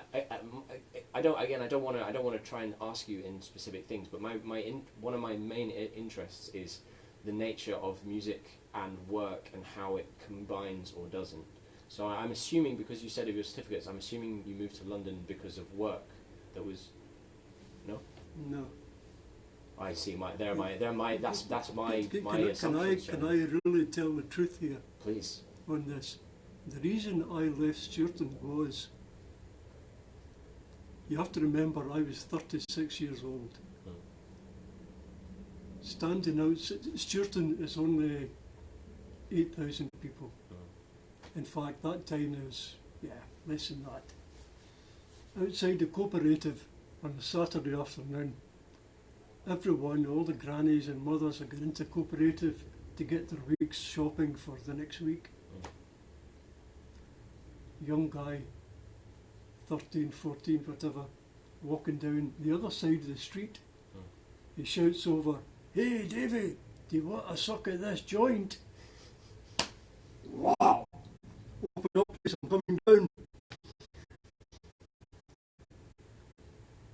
2 weeks after that, I was here. Really? Yep. For weed? Yeah, just in a little town, you don't want everyone knowing your secrets. Oh, I see. Okay. So I clearly missed that. I missed the point. I missed the point of the story. Then, what happened? Yeah, the old mothers and grannies are going into the shop. Yeah. Everybody who knows me, and this young guy across the road shouts over at the top of his I voice, see. "Hey Davy, do you want a suck of this joint?" In front of everyone who knew you, who therefore Yeah. assumed that you smoked weed, and it ends. Yep. Whoa! So that's why you moved to London. That's why I left Sturton. That's where you left. Not even because of anything, but because of someone shouting from the other side of the road. Yep, that was Wow. enough for me. Because I thought you said I thought you meant you smoked a joint. You were like, wow, this is amazing. I need to move to London. No, let's see how it's made. I do smoke, Yeah. but in a little town, you don't want your next door neighbours and their Yeah. grannies and aunties all knowing about it. Yeah. In fact, I didn't mean to come to London. Mm. I was thinking Reading, because I'm into boats. You've got the canal, you've got the Thames. Boats. Boats. Boats. I thought Sorry, bullets, boats. Yeah. I'm into boats. So you've got the Kennet Canal and the Thames, and you've got universities. So I'm sure somebody could sell me some dope there. Some of the students maybe, I don't know, until I get to know the place. But anyway, I didn't end up there. Yeah. One of my friends came up, he lived in London at the time. He came back home, his sister's getting married. He said to me, Davy, not Dave Davy. or David, David. Davy. He says, how you doing? He says, long time no see. What are you doing up here? He told me the story, up for my sister's wedding. I says, how are you getting back? He says, I've got a little van. I said, have you got a spare seat? He says, yeah. I said, okay, I'm coming. And I've been here ever since. Wow. That was a Saturday, we came down the Monday. Wow. So tell me about coming to London. What happened? Did you bring your guitar with you? Oh, no, I brought a jacket, I brought my shoes and a pair of jeans. Wow. And a shirt. No, you don't bring, no, I hadn't a clue where I was going to live. Yeah. I was under scaffold for the first 3 weeks. Under scaffold? Sleeping. Oh, like rough. Oh yeah. Yeah. Sleeping under scaffold, down people's doorways, in people in basements. Yeah. Open the gate, sleep in the steps. Yeah. Get out in the morning. So was this because of what happened with the factories? No, this is just me. Yeah. I'm still single, so I'm not tied. Yeah. Yeah. What about your boats, your cars, and your motorbike? I sold my last boat in 1979 to Hunterston Power Station up in Scotland. They bought it for the Sea Angling Club. Yeah. It was a big boat, it's 40 foot, Yeah. ex-Royal Navy Liberty boat. Yeah. Yeah. 40-foot boat. Beautiful. Yeah. Beautiful. Yeah. I used to sail it across to Arran. Yeah. Arran, about 20 mile away. We'd be in the pub at home Saturday afternoon, sun's beaming down, bored. I would say, how many cars have we got? About 3 cars. How many people can we get in? 5 in each. There's 15. Let's go fishing. Yeah. Amazing.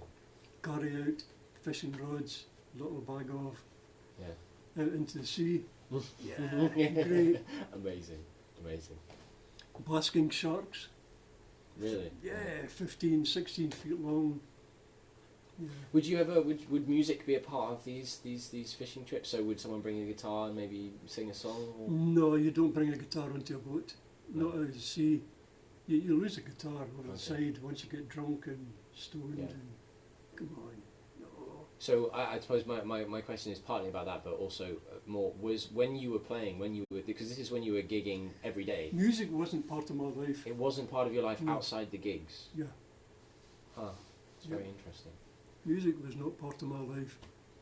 Playing guitar was, and that's only because it titillated my ear. Yeah. Yeah. Yeah. Today, well, I've got that guitar. It sits there all the time on my couch Mm. because I sit there all the time on the couch. Mm. I could be watching a movie, Mm. listen to the radio, listen to cricket, Mm. and playing guitar. Do you get a chance to play with people? Would you want to play with people? I used to go to open mic nights, all the open mic nights round here. Yeah. It's good fun, but that's not playing with people. Yeah. Yeah. That's solo. What would you play? You'd play instrumental stuff like your Oh, no, like the I- Autumn I- Leaves you played for us. Before I stopped doing that, I could sing. I had a good Oh, voice. Oh yeah. Just I smoke too much now. Would you like to sing a song for us? I don't know.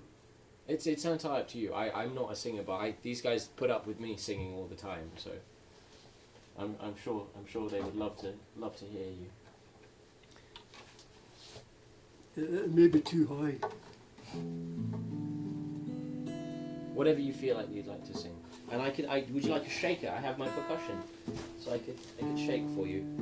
Would you like a shaker? No. No. So.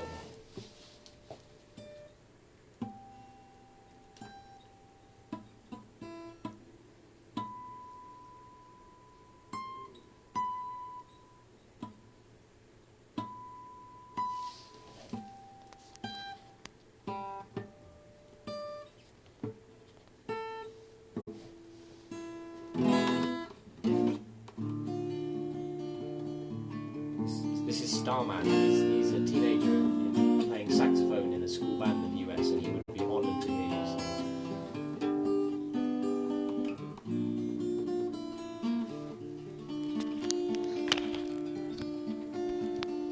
My life is changing in so many ways. Too high. No, not the camera, my voice. I could change the key, but I don't know where to. My life is changing in so many ways. See, that's at the register I should be at. You've got a capo here. Yeah, but that takes it up, not downwards. Unless I play... No, it's okay. Let's try. Good.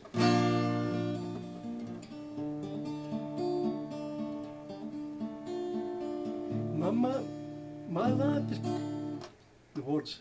My life is changing in so many ways. Don't know who to trust anymore. There's a shadow running through my days, like a beggar going from door to door. I was thinking maybe I should get a maid, find a place nearby for her to stay. Just someone to keep my house clean, fix my meals and go away. A maid, man needs a maid.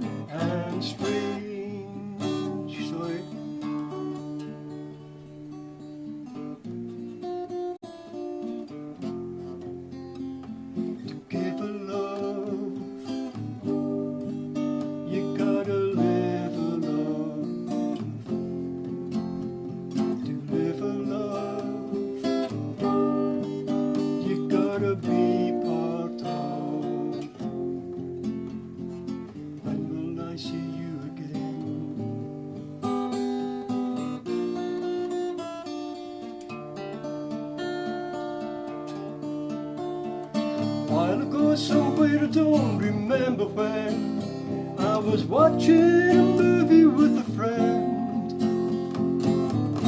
I fell in love with the actress.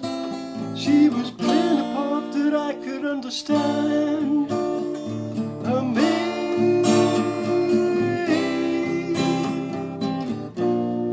My needs are made.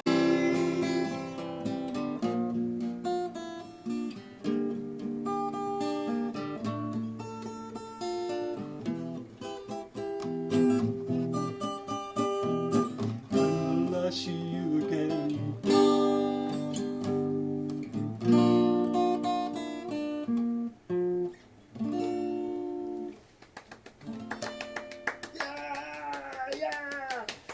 I want to see chat. I want to see hypes in chat, guys. I want to see hypes in chat. Yeah, ladies and gentlemen, Mr. David McNeill. Hypes. Give me them hypes. Give me them hypes in their hearts, guys. I want flood chat with the hypes. There's often a little bit of delay, but these are my boys. They're not gonna let me down. They're not gonna leave me hanging. Come on. I haven't a clue what you're talking about. Sorry, you'll see in a second. As soon as Starman. I want the hypes. Let me down. 40-foot boat. So that's a face that means wow. Oh, I And see. this is Starman who says, "I would be honoured to hear you sing." Where you guys lots of delay, eh? There's probably quite a significant amount of delay because I can't believe that my chat wouldn't flood chat with hype after that. And I can't believe that my voice would stagger them so much at the contact. It was honestly, it was totally beautiful, David. I was extremely impressed. Not impressed. I felt very strongly that was an amazing performance. And it was lovely to hear you perform it. Oh, fine, chat. There may be an issue with the connection. They're letting me down. They're letting me down. That's fine. That's fine. It's fine. Leave me hanging. We don't care.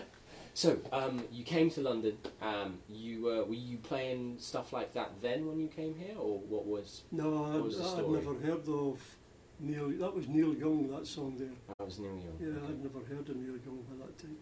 Well, I'd heard of him, but I'd never heard him. He was out before me, I think, before I started playing. Maybe, I don't know. Maybe I'm older than him, I don't know. But, he was a hippie's favourite. But I'm just an ordinary guy. But when I go home from work, if I'm not playing, I'm in the pub. A couple of pints, game of pool. One. Hype emotes. Which Yep. hype is just like, yay. See that? That's me. Oh my god, look at that. Me, aged 18 to 19 years, circa 1968-69. Photo taken by Duncan Conning in his front garden at 18 Riverside Road, Stewarton, Ayrshire, Scotland. Look at that. That's a hair rocker, eh? Mm-hmm. That guitar was called a Broadway. That guitar was called a Broadway? Yeah, Broadway was the make of the guitar. Broadway, I see. Cheap and nasty. We have a question. That a Silvertone or Hofner guitar? No, it's a Broadway. Broadway. Oh, my chat died. The chat function. Guys, okay, help me out now. You got the tune. So show David what it's like when we get floods of hype emotes in chat. Chat died. They weren't able to post anything. I'm glad. I want a wall. I want a wall. I want to form a wall. Bash, bash, bash, bash. See, that's hype mode. Flood chat with hype. I want to see hype everywhere. See, they're all just going mental, doing all these symbols for you. I see. This one. They're like, yeah, that's a man with a star on his forehead. There you go. I knew there was something wrong. I knew my boys wouldn't drop me here. But that's people on their computers. They are all subscribed. Who is supporting someone financially on this platform. Some of them might be music streamers, some of them might be game streamers, but this is why they get them, because they are paying. That's the Rolling Stones. I actually originally used the Rolling Stones lick, but I was told I wasn't allowed to, so that was one I drew myself. I've seen the Stones 1976 at Nebworth. Really? Oh Brilliant. So everyone, what it means is that everyone who has that little lick next to their name, they are paying £5 a month or $5 a month, and I say I, but the channel is getting £2.50 or $2.50 a month, and all of that, as I said, I want to have locally paid gigs so that musicians can actually afford to be musicians. So everyone who's using those lick emotes is someone who's buying into this plan and helping us make it a reality.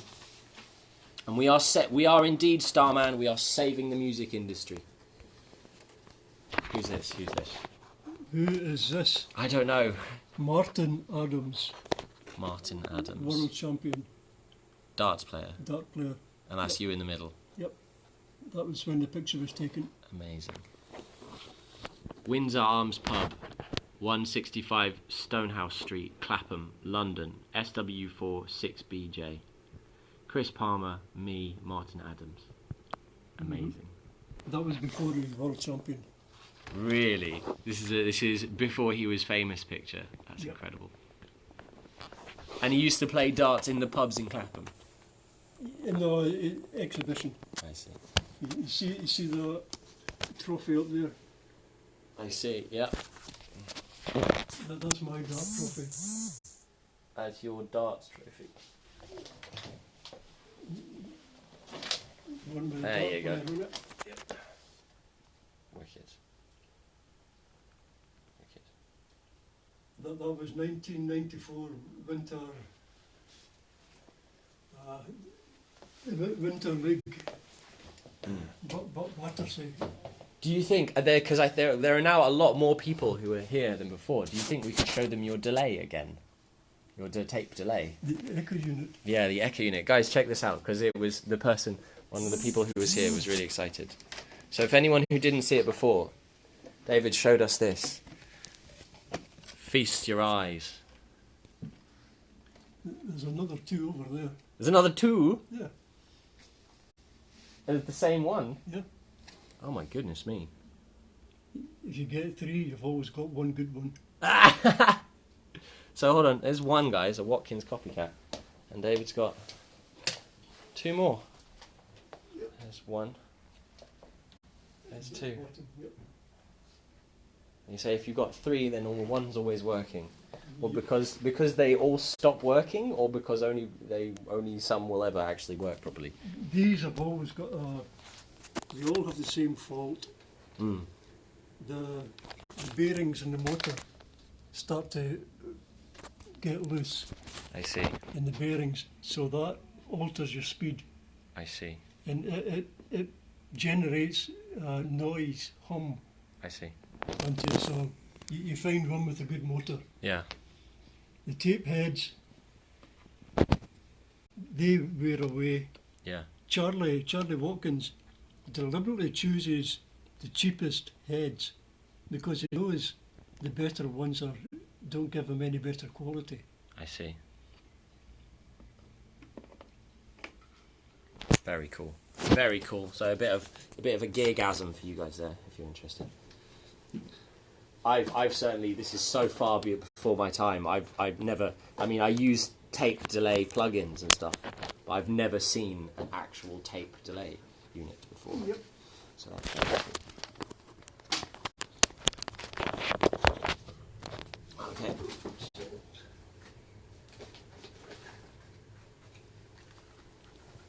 Ah, look at this. Look at this. Look at this. Old tape boxes. Incredible. Wow. Wow. Oh, and it's got tape inside. There's a brand new one that hasn't been opened yet. I don't even want to touch it because I might drop it. Oh, an unopened replacement tape delay box. Oh, I feel like I'm holding a crucial hit. I want to give it back to you because I'll drop it or sneeze on it or like my hands will just make it explode. That's what happens. That's incredible. Yeah.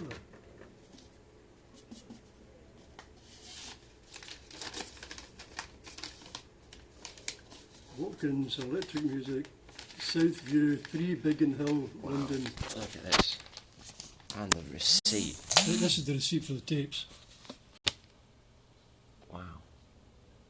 And you've kept it all these years. How long? When was this bought? So this is not that. This is not that. This is recent. This is recent. Okay. Yeah.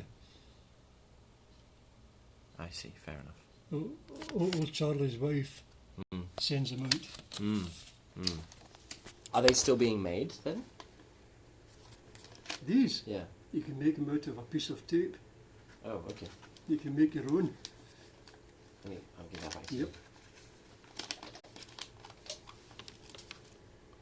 Awesome. Oh my God. 7 years ago. 7 years. Yeah. That's a good condition receipt for 7 years. Gosh. Yeah, it's never left here. Mm. I thought it was only 3 years ago. Mm. Mm. Time flies. Yeah. Yep. But I can't because there's no such a thing as time. True indeed. Deep points, yes. I want to ask you more about that. but I want to ask you more. First of all, I want to ask you more about London, because that was presumably a big shift. London, Yeah. totally anonymous when you come to London. Mm. Nobody knows you. Mm. You're living under scaffold.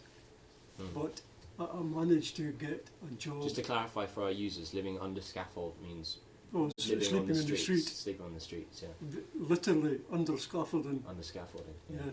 Yeah. The scaffold boards are above you to stop the rain getting to you. Mm. Yeah. 3 weeks I did that. But I got a job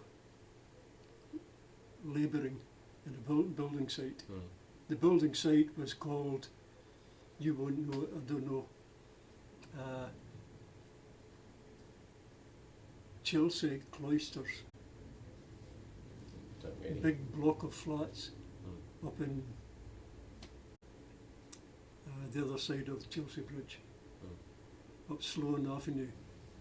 10 stories tall, 80 flats in each story, so there's 800 flats in there. Wow. We knocked all the walls down in between them all, so it looked like a parking bay, Yeah. you know. Then we built new walls in, built new flats, and yeah. While I was in there, one of the labourers said to me, he says, Dave, they call me Dave. Not Davey. No. Dave. He said, Dave, You're a where legend, are you Dave." sleeping? Where are you sleeping tonight? Mm. I said, under a scaffold. He says, no, not tonight. He wrote his address on the top of the Evening Standard newspaper, Mm. tore it off and says, make your way there. Mm. You can live there for a couple of weeks till you find a place. Mm. 4 years later, he says, look, will you F off? Amazing. Yep.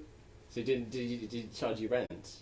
Oh, these are squats. It's a squats. I Yeah, see. the Yeah. whole street of squats in Yeah. Clapham, Yeah. Clapham Old Town, Yeah. Rectory Gardens, it was called, That's the changed street. a bit, hasn't it, Clapham? Yep, Rectory Gardens hasn't. Really? It's still it looks the same, although they put the squatters out now, and they're selling the houses off to private people. Yeah. These houses, by the way, the council, Lambeth Council, Yeah. compulsory purchased 28 houses and 3 shops in that street Yeah. on the notion that they were going to be pulled down and redeveloped. Yeah. The people had to move out, compulsory, avoided property, go Yeah. away. Those houses are still standing. Yeah. That was They in sold them. that was February 1970. Yeah. Wow. They started squatting in 1973. Yeah. I got there 86. I was a bit late. I was there until 2009. Wow. I had a 3-bedroom house to myself. You were squatting. Yeah. I said to the council, I says, I'll give you this house back if you give me a flat. Mm. And this is the flat they gave me. Wow. Wow. And the guy who delivered my furniture here, he moved straight into my place. And he was there for another 2 years before they finally got them out. So did you say 86 to 2009? And not in that house all the time. Yeah, yeah. But you were 80s squatting in the area for Oh, 23 in that years. street. Yeah. Yes, in that street, Yeah. in 3 different houses. Yeah. The guy who says, "Not tonight, you're not sleeping under the Yeah. scaffold. Come and stay at my place." Yeah. Yeah. I was there for 4 years in that house. Yeah. By that time, I got to know everyone in the street. Yeah. Big Thunderclap Newman, call out the instigator. Yeah. Little Charlie Sinclair, he used to be Ian Jury's bass guitarist. Mm. Before the Blockheads, it used to be called Kilburn and the High Road. Really? That's the name of the band. Kilburn and the High Road, Yeah. before Ian during the Blockheads. Yep. One of my guitar teachers at college was Ed Spate, was his guitarist, was Ian Jury's guitarist. I don't know if you... But in the Blockheads, Yeah, in the in the Blockheads. Blockheads, this is previous, before the Blockheads, Okay, yeah. Kilburn and the High Road, Little Charlie. Yep. By that time, I got to know everyone in the street. Yeah. I just went when the guy says, "Look, would you please leave?" Piss off. I walked down 3 doors. No, I've just been told, I asked politely to leave. Do you Yeah. mind if I stay here for a couple of weeks Yeah. until I find a place? And Big Peter says, "Dave, you can stay here till they pull the place down." Wow. 2 years later, another knock at the window. Opened the window. John Hitchens says, "Dave, I'm leaving. I'm going to Andorra. Do you want my house?" I says, "Yep." He passed the keys through the window. Within the hour, I'd moved in, and I was in there 16 years in that house. Wow. So were you playing much guitar at the time? Were you gigging? Were you Oh, still yeah, working I at was factory? definitely playing guitar, Yeah. because we were all musicians in that street Yeah. almost. Nearly every house had a guitar. Mm. Yeah, keyboards, drums. Andy, you're talking about saxophones? Mm. Andy Thunderclap Newman had 2 beautiful saxes. Mm. One, Andy was 6 foot. I'm 6'2". He was about 2 inches taller than me, Mm. and he had to stand on a stool to reach a mouthpiece of one of them. What? Yeah, that's a contrabass, like Yep. one of the really big ones. 6 made in the whole planet, Wow, wow. and That's this cool. was up the loft. We sometimes watch videos of people playing subcontrabass saxophones. They're pretty cool. Yep. And he had one in his house in a squat in Yep. Clapham. Yep. Oh my god. Insured for £40,000. Really? So hold on. He was living in a squat and had a saxophone insured for £40,000. 2 saxophones up there, the big one and a little one. You probably wouldn't be even able to get that these days. You'd have to get that kind of insurance. You'd have to prove the legality of your... Those 6, there's only Yeah. 6 made. They're made for a promotion Yeah. for something, Yeah. and he got one of them. Wow. Wow. The other sax again was a brilliant sax. I forget the name. Yeah. So at this point, were you still working in factories? Yeah. Did you So get- sometimes. Because you talked about more certification. You got your engineers. You got something to do with circuitry, Radio, TV, radio, electronics, TV, electronics. Yeah. computer maintenance, digital electronics, programming. Mm. Yeah. But I don't really want to work. Mm. If you don't have to work, don't do it. Mm. So what did you do? I mean, for example, how did you I feed? get stoned and played guitar. Oh, okay. Got my dole money. Yeah. And play gigs or Open mics. yeah. I played some gigs. Oh, we started a band in 1987 when I came here to London, Mm. called Spokes Folk Band. 1987.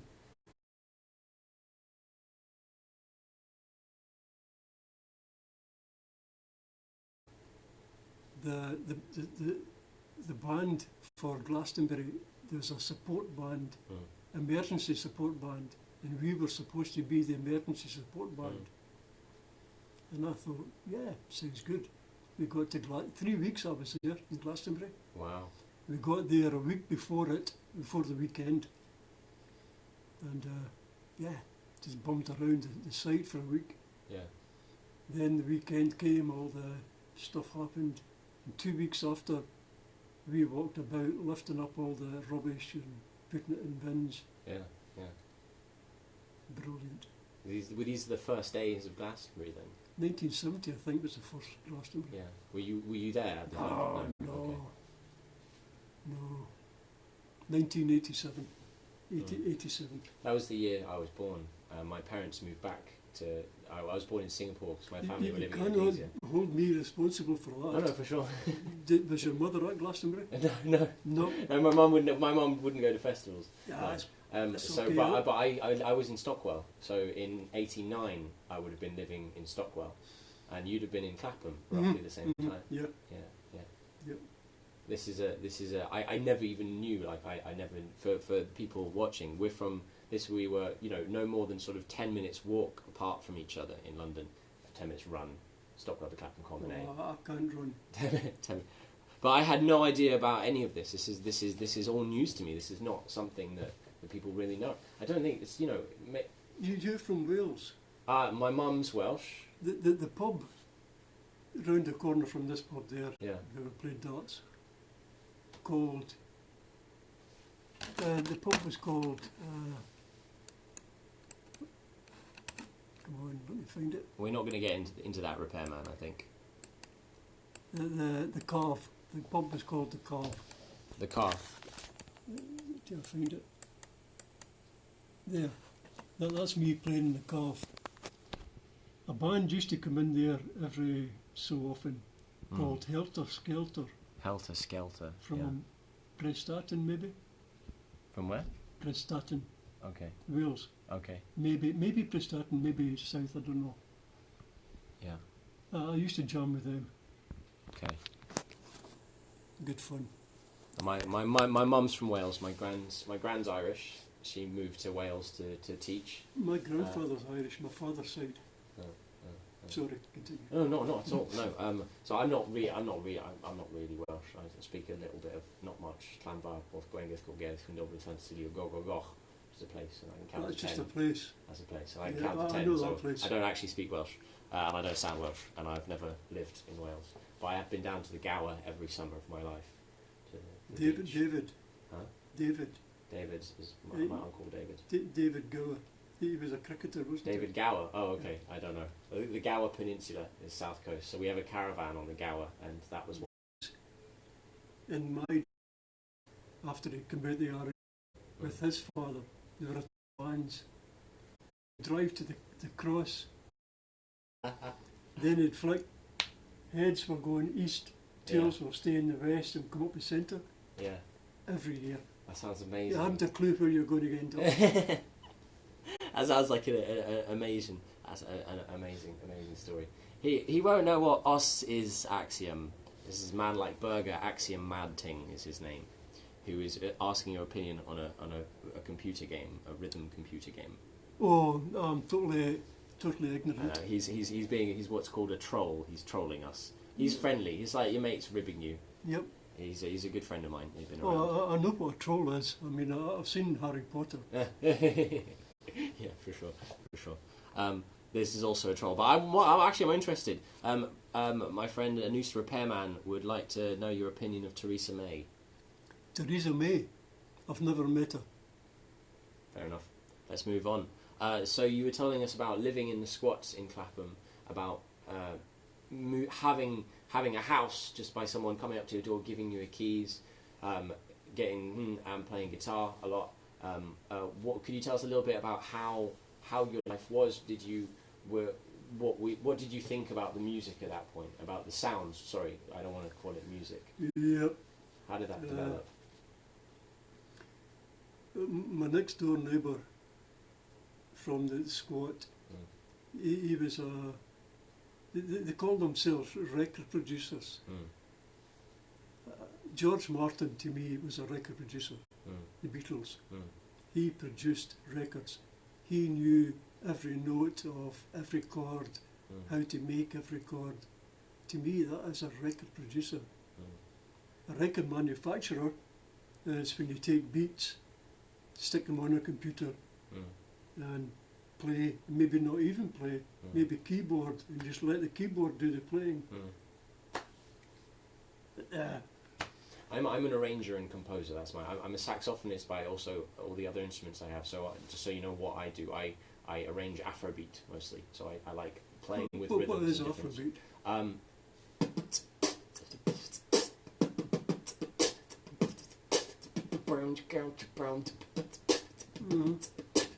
It's kind of like, it's funk from Nigeria combined with, it's African tribal stuff combined with funk, combined with jazz horns, combined with... It can all be broken down to one and two and three and four and it can all be broken down to numbers.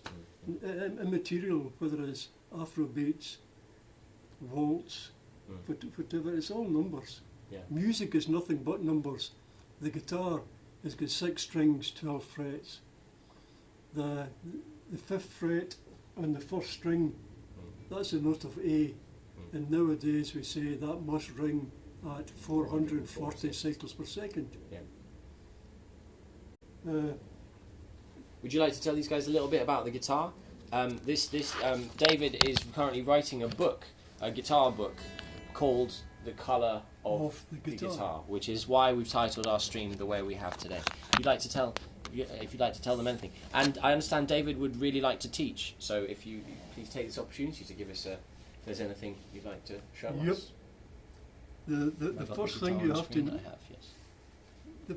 the first thing you have to know is what is a guitar. A guitar is a multi-string instrument, and then you say, okay, what are these wires across here for? Well, these wires are to stop at different notes. Stop the string, I mean. That's you stopping the string, you're holding it down. The dynamics of that open string, there's a string length from the saddle. These are called saddles. This is called the bridge, but these little bits here are called saddles. And the saddles move forward and back. If you change the different thicknesses of strings, you have to alter that.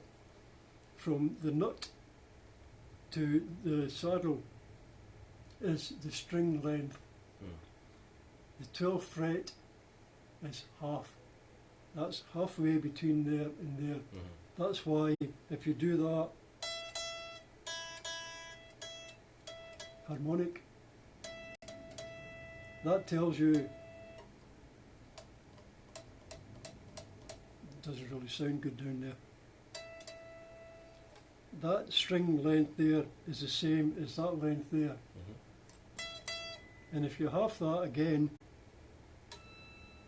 with the harmonics, you're going 2 octaves. Sorry, I'm really... No, not at all. I just so you know, there are probably people watching who aren't familiar. I am a guitarist, and a lot of the people in our chat are fairly familiar with guitar. So anything that you would like to tell us about your book and your method and how you feel about learning and the nature of playing instruments? My method is teaching. The very first thing you learn is the chromatic scale. How do you make a chromatic scale? Right. How is music numerated and numbered and notated? Named. How are the notes named? I don't mean the length of notes. A through G. Exactly. Music is the first 7 letters of the alphabet. And in between you put a sharp or a flat, except for between B and C and E and F. See, once you know that, you know how to play a chromatic scale. Absolutely. E, that open string is the note of E, because there's no sharps or flats. F, S sharp, etc. The new guitarist for the record. That chromatic scale, which is from the tonic, you go up a tone, semitone, a tone, and then repeat tone, semitone. That is the major diatonic. Major scale, guys. Major scale formula. Very important information. You're hearing it. You see, it's not just me who tells you about this shit. Yeah, this is lesson number 1. And why is it important? Because The major diatonic scale is the scale you use for building chords. The chord of C, the diatonic scale of C, D, E, F, G, A, B. Sorry, where did I start on that? You started D on C. Did so I? C, C, D, E, F, G, A, B, C. 1, 2, 3, 4, 1, 3, and 5. You start on one, I'll Chord Yeah. is the first, third, 2, 3, 1, 3, 4, 5, 1, 3, 5, 1. Absolutely. Minor chord, flat and third. First, flat and third. Fifth. Sure. Bonus points in chat. What do we call those chords with 3 notes in them? Triads. Oh, no, you're not supposed, Oh, you're not supposed to spoil it. This is me. This is us testing them. Sorry. Now, class, do you know? Yes, he told you what the answer was. It's triads. It's triads. Triads. The triads in the key of C are Wolf got it. He said triad. He got nice, it. nice one. Sorry, I'm jumping over you. C, D minor, E minor, F, G, A minor, B diminished fifth. Nice voicing. Oh, can you play that B voice? Can you play that bit? I want to. Oh, hold on. I don't know that. I don't know. That's a good voicing for B. You got such nice chords. Okay, what's your B voicing? It's a B dim 5. Yeah. Where? It's B flat. You know the B flat Yeah, chord. yeah. Play B flat and just put your. Oh, that's so tasty. Oh, that's so tasty. Oh my god, it's so tasty. Love it. That's taking you back onto C. Yeah. It's like a G7 without a G note. What's the B? That's...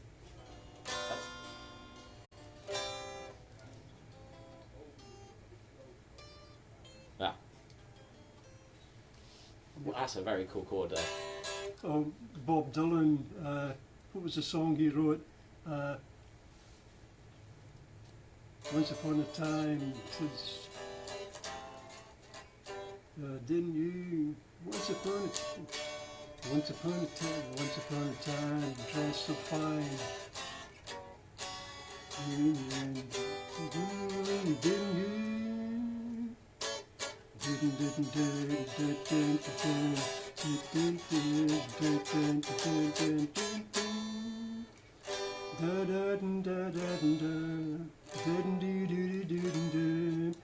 But now you don't look so simple. Would you like to play another song for people? Do you think? How does it feel? Tell me, how does it feel? Oops, no. Sorry, folks. To be on. Well, anyway, I brought that song in because it starts with the triads. D, E minor, F sharp minor, G, up to the A. What it doesn't do is go into the B minor, C sharp, dim, 5, and then back to D. Beautiful. I'm looking at David's inversions. I'm like, oh, these are tasty triads. These are tasty chord inversions, guys. Yep. We're massive geeks. We love nerding out over chords. So I'm having a good old nerdgasm over chords. There's only 3 basic shapes of chords. Okay. See, once you got those shapes, your muscle memory will take care of it all. Are you talking? Is that sort of cage? Do you mean? I mean, the A chord.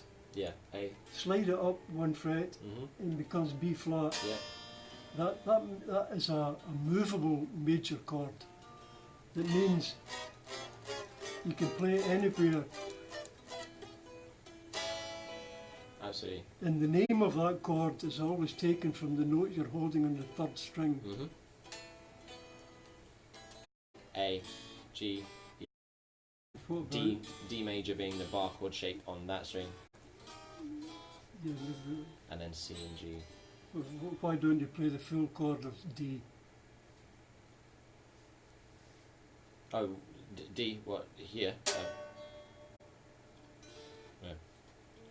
No, your D chord. Yeah. Oh, with an F sharp in the bottom. You've got the D there, Yeah. F sharp in the bottom, yeah. I suppose yeah, I suppose. But you see, that's a D chord. This shape, there's no open strings, Yeah, for sure. so it's a movable chord shape. Yeah, so I would, in cage theory, that's a C shape, because that's where the C shape it starts, but it's a C shape with a third at the bottom.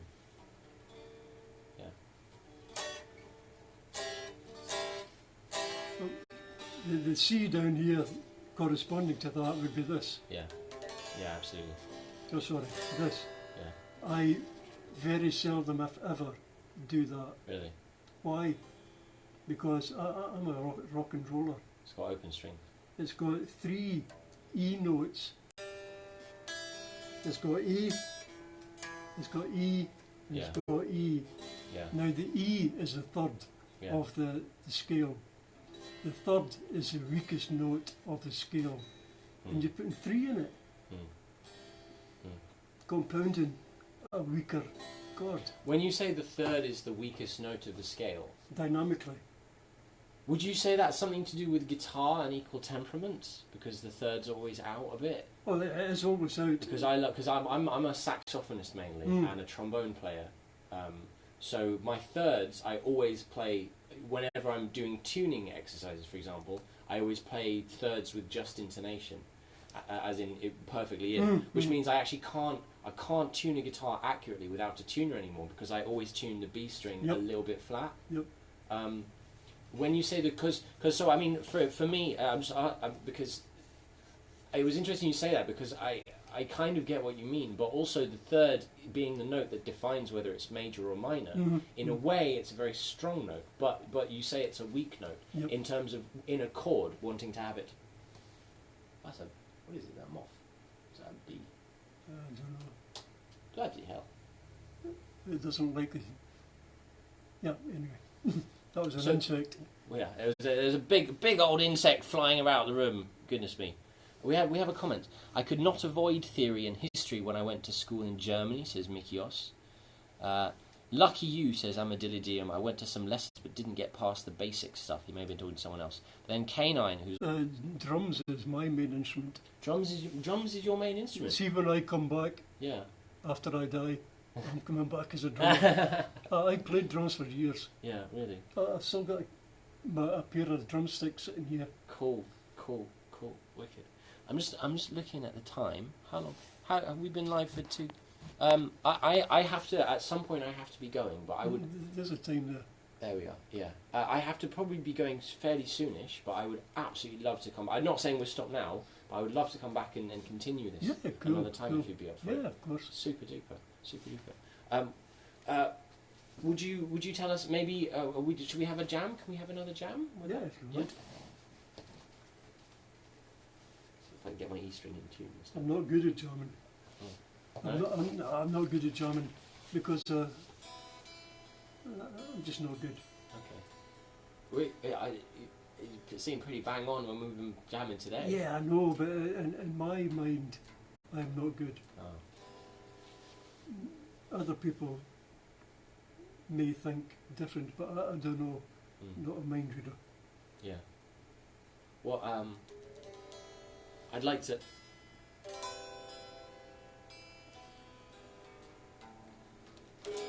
I'd like to ask you more about that, but perhaps after we play a bit of a song. Would you like to choose what we play? No, you brought the subject up. Ah, okay. I'm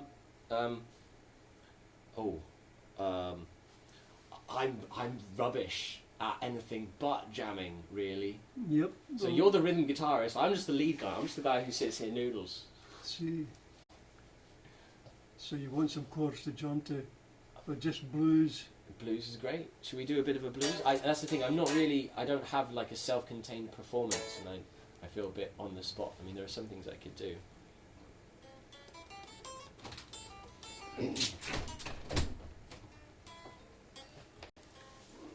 Fleetwood Mac.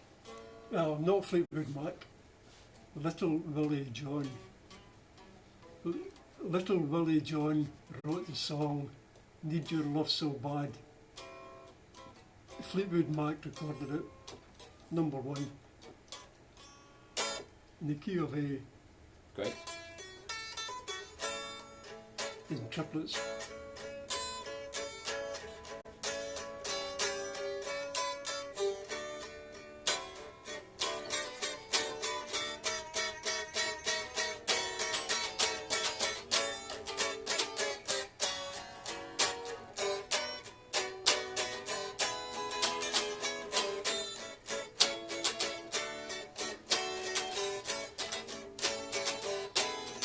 Need someone's hand, lead me through the night.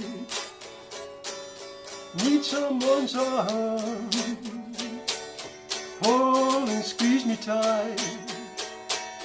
'Cause when the night begins, I'm at an end. Because I need your love so bad. I need a soft voice, talk till midnight. Hey, don't worry, honey, I know we can make everything seem right.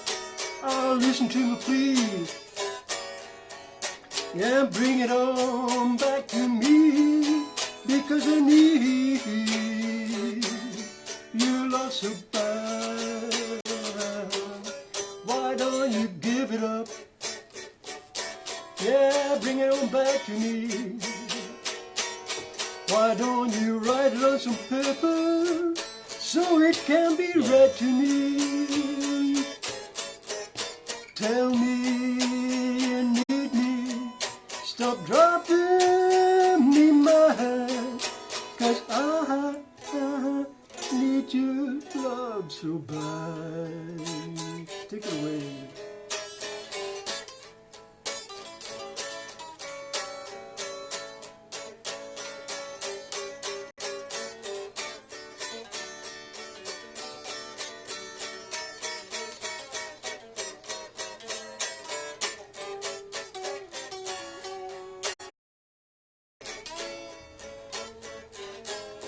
I need a soft voice, talk to me at night.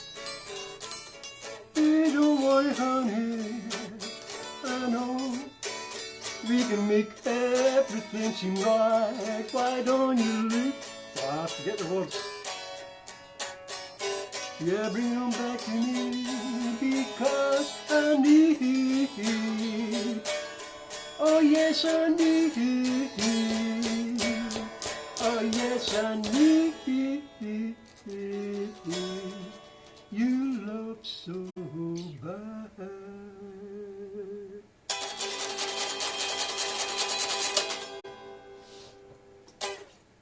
Yeah!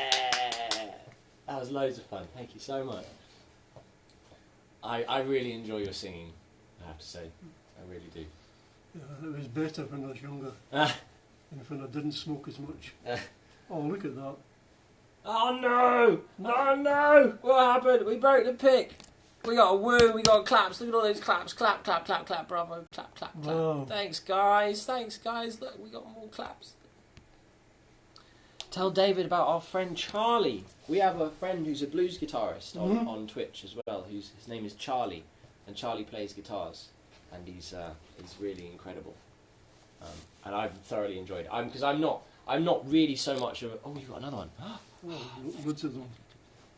So you took picks like this and you'd file them down? No, you buy them like this. So you buy them like that. Check it out. It's a squarish one. So yeah, I'm a front man. I rely on people like you to do the hard work. So I chat Oh, over the the hard top. work, that's the easiest job in the planet. Rhythm guitar. Yeah. Oh, come on. See, I'm a sax player, so literally I just close my eyes and blow and see what happens. You guys have to... I always say that you guys are doing the hard work. I'm just the wanker with the saxophone on the top, right? This thing here, when I'm on stage, Yeah. this is not a guitar. it's an extension of my arm. There you go, guys. Quote for truth. Someone put that in a quote. I want a quote added of that, please. Quote of the day. Kuba, chest. What's cracking? Guys, exclamation mark, add quote. Would you please say that one more time? What you just said. What I just said. What you just said. That guitar is not really a guitar. When I'm playing, it's an extension of my arm. You said you leave the hard stuff to us. Well, it's as easy as scratching your palm. Wow. It's just... See, once you know your chords, muscle memory kicks in. You need 20 minutes per day exercise. Or 4 hours every night. Nah, 20 minutes a day. Well, you were playing though. How many? Oh yeah, I never practiced. Yeah. Because I didn't get time to practice. Well, you were gigging for 4 hours every day, right? Mm-hmm. And for me, like that would be that's practice. 7 4s, 28 plus Sunday afternoon. Say who can't find that, who for them the guitar is still kind of a weird thing in their hands that sometimes makes them happy but sometimes all seems wrong. What would you say to people who aren't able, for example, who are trying to do 20 minutes a day of practice? Right. But are struggling. I can tell you what to do. I've told you already. Learn how to make a chromatic scale. From that, learn how to make a major diatonic scale. From that, you learn how to make all your chords, whether your major chords, minor chords, second to seventh chords, dominant sevens, dominant nines, dominant 13s, diminished fifth, diminished seventh, half diminished seventh, augmented fifth. There's not many other augmenteds that we use. Augmented fifth. Diminished seventh is a nice one. I like diminished sevenths. Yeah, good. That chord that I showed you there, it was diminished fifth. Yeah. To make a diminished fifth, first of all, you have to change a major chord into a minor, and then diminish a fifth. Just drop it down one fret. If you're holding 2 fifths there, you have to drop both of them. But all is not lost, because each chord has got 4 different names on it. So that chord can be called by either of those 4 names. So you don't have to learn 12 chords, you just have to learn 3.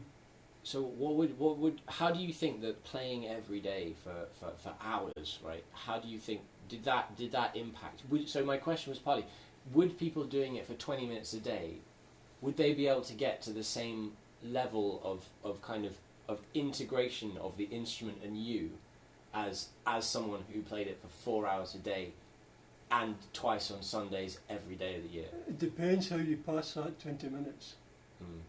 If you pass that 20 minutes jamming with an out of tune guitar, you might as well go for a walk in the park. Because you're learning nothing. Because of the sound. Because of muscle memory.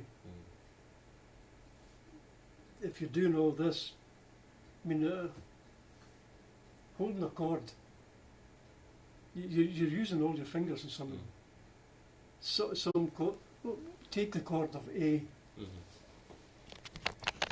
This is the simple one. Two fingers holding this chord.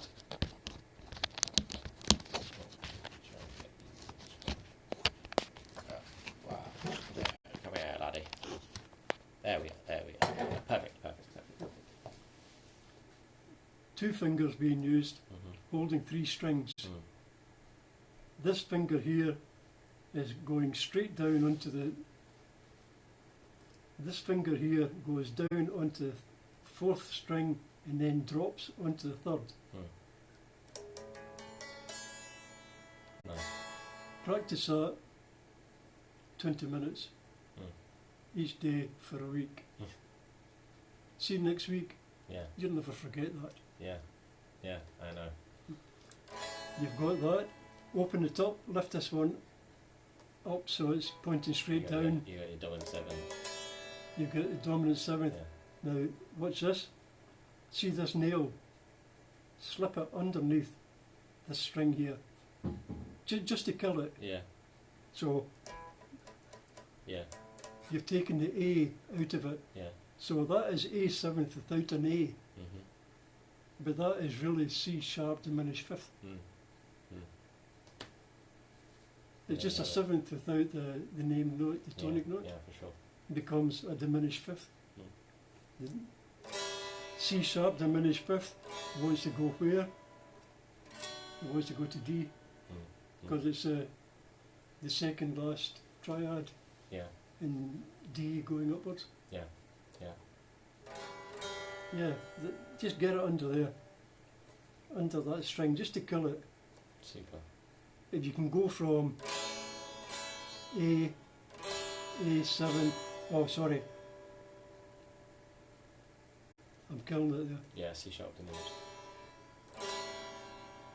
That's your A7. Amazing. Here's a nice chord. I don't know if many people use this. That there, Yeah. that's a G9. A G9. That's You got G9. your B, your F. You got an F and a B and an A. It's a G9 with an A low. Yeah, yeah. Yeah. No, I'm the with you. A is a 9. Yeah. Nice. Nice. Nice. Tasty chord. Nice.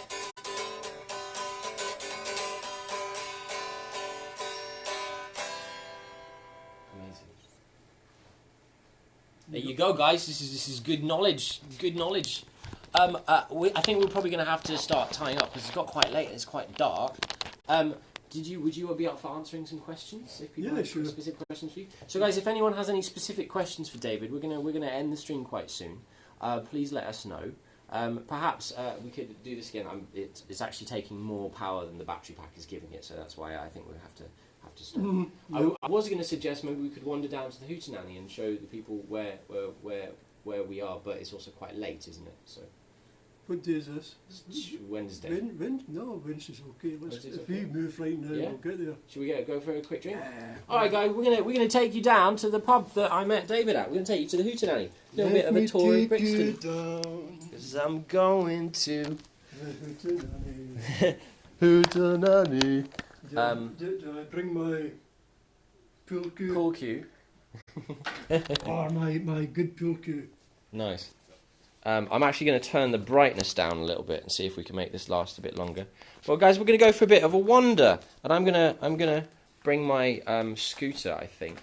So how am I going to do this?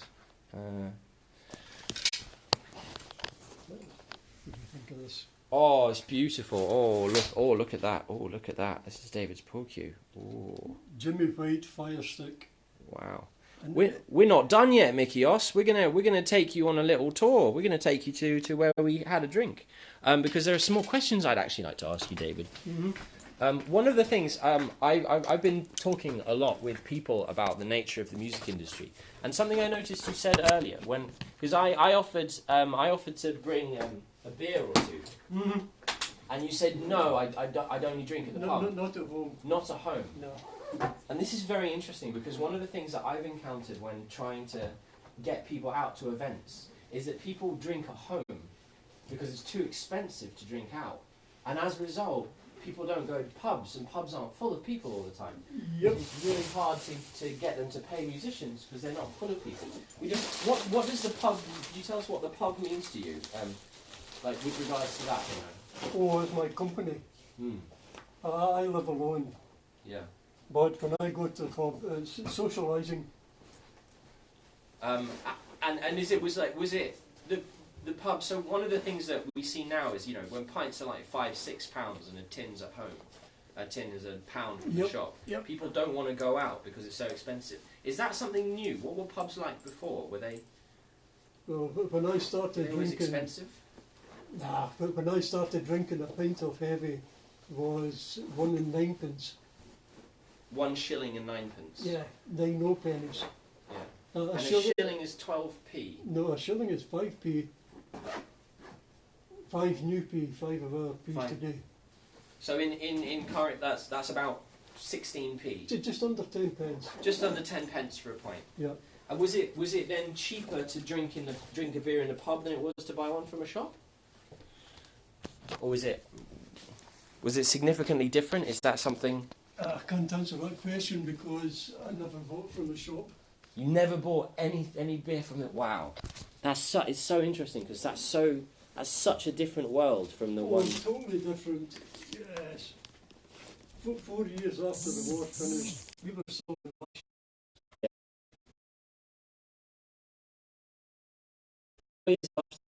Still in Russian books.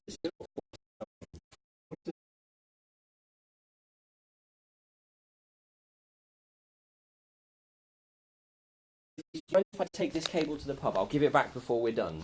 I want to make sure I don't take your cable. Yeah. Yeah, super duper. So, would you mind if I showed people showed the room where we are, so they can kind of see where we are? So, guys, we're going to give you a very brief little. Oh no, cancel! I'm not going to end the broadcast there. Oh, did we get a raid? Did we get a raid? Oh, look. So, guys, welcome, hello everybody in the raid. David, would you like to say hi? This is David McNeill. Hi. Would you want to give him a very brief, like I asked you, before, just because we just had a bunch of new people come in the chat room. See. Would you like to tell them what's your story, just in sort of a couple of sentences, so they just know who I'm talking to. I'm just an old guitarist that I met Ed down in the pub. I only met him because I heard the word come out of his mouth, and it was Dorian. And that got me straight into music because the Dorian mode. Modes make friends. You make friends by talking about modes in the pub, guys. Talk about modes in the pub. Although the modes were not designed to make friends because they all came from different islands in the Greek Sea. And they all used them when they went fighting each other. Yeah. And here's the thing, the modes always came downwards, not upwards. Really? That's interesting. We spoiled it, and they didn't call them the modes. We called them the modes. We called them modes. They called them the principal scales. Principal scales. Well, welcome to Caxus and your Raiders. Thank you for thinking. We're on mobile today, so we're not going to bang a gong and form a shield wall. But we are going to go to the pub. We're going to go to the pub, and I'm going to show you. We're going to walk a bit through South London with David. And he's going to maybe tell us a couple more stories. But Ed, at some point we'll turn this off, and I'd love to. Well, I think we should be all right because I've turned the thingy, so we should be okay. So if you guys are interested, this is my electric scooter, which is currently charging in David's house. This is David's living room. We saw his kitchen earlier. This is the front door. Yeah, you won't see any other room. Oh, did you look in this cupboard here? I did not look in that cupboard there. No. In this cupboard. Oh, films, DVDs. Oh. There's almost 2,000 in there. 2,000. And not one that you couldn't show a child. Wow. You sure? Wake of Death. That's good. That's good. I like that. I'm just gonna put my charger.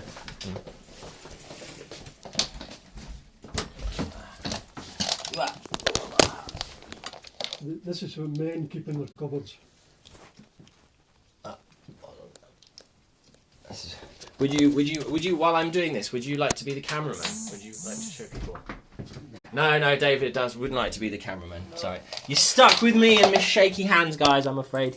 Was that 200? Was that 2,000 bits? Did you just Cactus Room? Did you just drop us 2,000 bits? Is that what that means? You absolute legend. Thank you so much.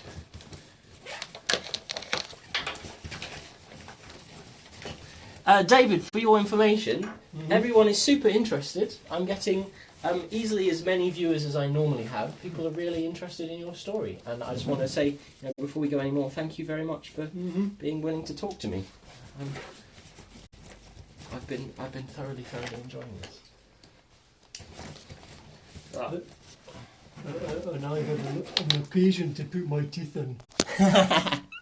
Well, I'm glad we helped you with that. Don't get many of those. Well, hopefully let's sort some gigs out, eh? Assuming you want to play them. Sort some teeth out. Sort some teeth out. Well, Okay. So guys, you're gonna see where we are. We're now in a very different part of London. No, 2000 movies. Oh, I see. It was about the 2000 DVDs. Oh, I see. Sorry, it was highlighted, so I wasn't sure if it was something you were saying or bits. Ooh. Thank you very much. So here we are. I'll show you guys where we are.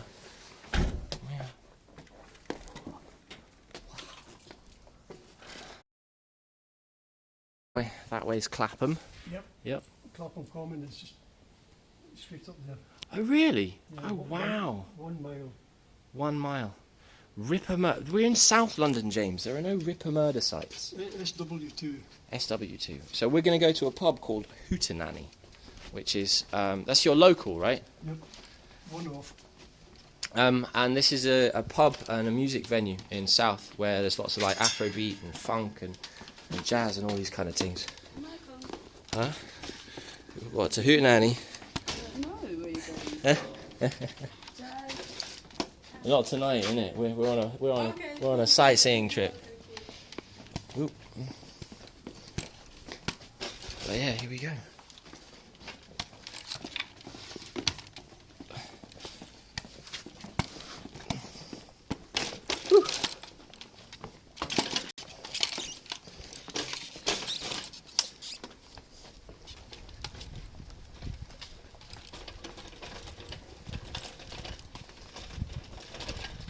Mace Jams. Hey, what's up, guys? I'm very interested in talking to David, and I'm going to speak to you guys later. So apologies if I'm not super attentive on replying to the stream and asking you questions. But I get to see you guys all the time, and I don't get to chat with David and find out his stories much. And but I thought you guys might enjoy the journey. So it's a bit silly with me holding it. But I don't have my arm thing. So how you said you came to here? You were in a squat in Clapham. Mm-hmm. And you were there for 26 years, and you said to the council, "I will leave if you give me. I'll give you your house back if you give me a council flat." And they gave you a council flat. Incredible. It's a different world. Yeah, totally different. And the people in these council flats now, are they people who've been here for a while, for a long time? Are they? Oh, a lot come in and go. You know the way the benefit system works. Yeah. If you're a single woman and you're pregnant, Yeah. they will find you a place. Yeah. So they come here. When they get pregnant, they come here and get a flat. Get pregnant again because they want to move up to a 2-bedroom flat. And now they're in the place they can actually do that. I'm not sure that's really how it works. I don't just because I know some people. I know some people who you might accuse of that, who want to challenge your. One of my ex-neighbours who has moved out, she's moved out to a 3-bedroom flat now, and she did this. She told me she was doing it. She told me she was doing it deliberately. She ended up with a 3-bedroom flat, and she's got 3 kids now. No, she's still got 2 kids. 2 kids. Well, maybe someone did that, but I know people. Oh yeah, yes. Let's qualify Yeah, that. yeah. This is. It is possible to abuse the system like yes. that. Yes. Yes. And and I'm not for a second claiming that never happens, right? Mm-hmm. It's just some people are so quick to demonise everyone claiming benefits. Yep. As those kind of things. I am one of the biggest benefit claimers. Yep, I'm living on benefits. My rent. Well, as you should be, my because rent is paid for me. My council tax is paid for me. you did your time. You gave your hearing to them. Yep. I mean, now that would be illegal. If you have a huge compensation claim, especially No, not a huge one. well, I mean, in the current industry, if, for example, you could show that.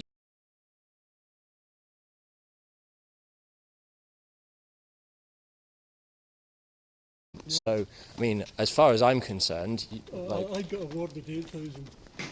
from work. No. One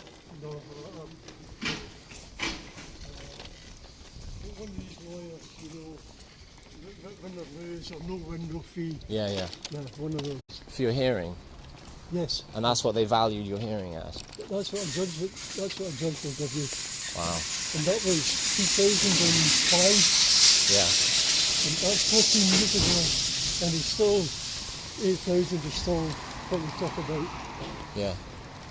15 years ago and 8,000 is still inflation. Or lack of inflation. Rather. Okay. So I just want to tell our peeps where we are. Guys, we're now coming through Brixton. This is South London. We're gonna. This is Brixton Hill. This is Brixton Hill, yeah. This is, in fact, my friend. I was visiting on the way, guys. I don't know if you remember. I did a busking expedition around London on Friday where I live streamed it, and my friend lives in the second room up in that house right there. Oh, yeah. And I came for a coffee with him at half four in the morning on Saturday after our busking trip. So, guys, this was one of my stops on the way home after the busking expedition last Friday. But this is the main road between Brixton and Croydon.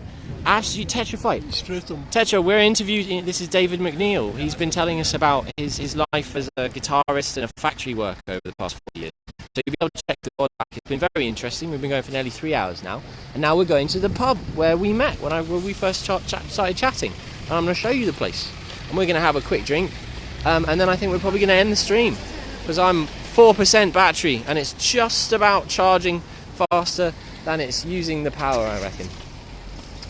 Did the Ripper maybe hang out in that area? Doesn't. No, we're in South.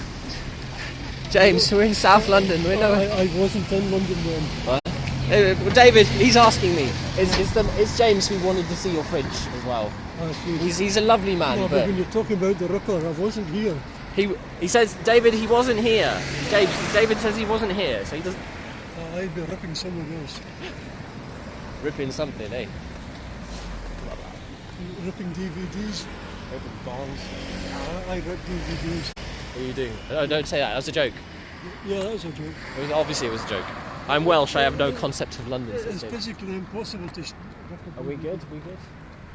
I'm good. Good with you. Fearless. I was following him. There we are. Yeah, you see, he knows the traffic lights, right? So we're very close, guys. It will only take us a minute or two.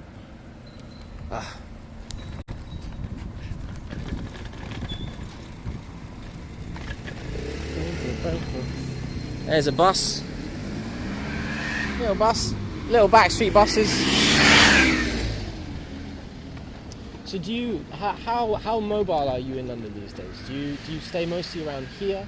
Do you go to different places? My freedom pass is broken. Oh shit! Okay. Exactly. And I don't know where to go. I've been already, but I forget the address. To get it fixed. To get another one. Oh. You have to pay £10 for it. If you're having trouble with that, I'd be delighted to help at some point if I can ever. I've run out of painkillers because I can't get to my doctor because my freedom pass is broken. Oh shit! Well, I have lots of time on my hands. If I can come and help you sort that out, I did law, so I'm good at speaking language that makes people scary. I've got something else saying. Yeah, we'll talk about it another time. Yeah.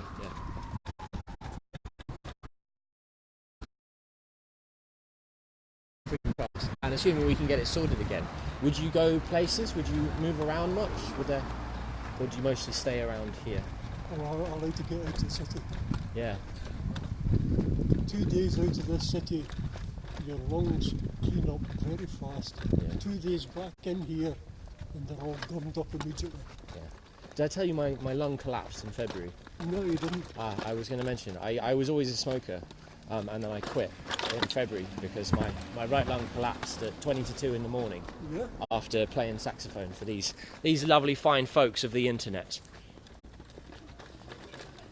So yeah, now I don't smoke cigarettes anymore, except I have the occasional one because I really like them.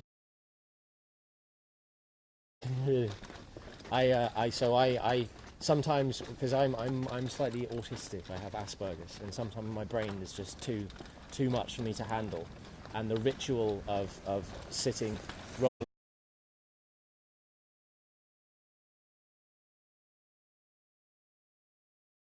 Three of them were when I was drinking with friends who were smoking, and I just felt like having one. But twice is when I've actually had ideas about this channel. So this thing that we're doing now, this is basically my life at the moment, because I see it working and I'm able to pay musicians and that's what I did.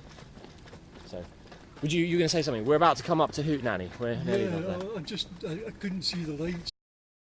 Artists he listens to. Do you listen to any contemporary artists? Contemporary meaning as of today? Like around now.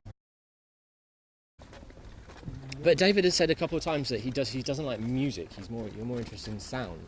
Is that right? Hence the name of exactly, as being as a sound innovator. Yep.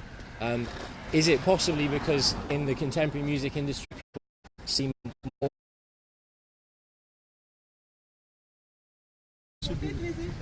because now for years it's all been done by keyboards and electronic music came out, the skills got lost or the skill of teaching got lost. Yeah.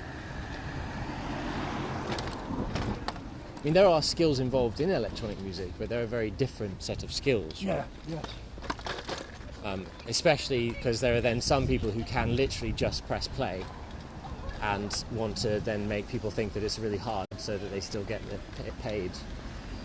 I don't want to speak down about DJs. I have no problem with DJs, you guys know that. Like flipping Apple people with playlists on their computer, that's another question. So this is the Hootenanny, this is where we're going. This is music and performing arts. This is an interview with a gigging musician of 50 years, man.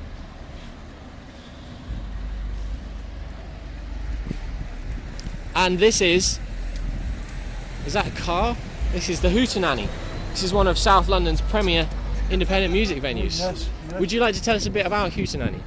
How long you've been coming here, what it means to you? Well, the Hootenanny, I've been coming here 7 years. Oh, you can hear live music on. That's an open mic night. Is it? A couple of years ago, we had some of the best bands from Jamaica, West Indies, reggae bands in here. Blew my mind. Amazing. Regularly or one-offs? The whole summer. The whole summer. Yeah. Oh, I've actually played here a number of times. I've played here a number of times, so I know the history of Hootenanny. Should we go outside? It'll be probably a bit loud for them inside here. Give me hours of your time. Yeah? Should we go outside? Can you guard the camera and maybe answer any questions? So I'm holding lots of things at the moment.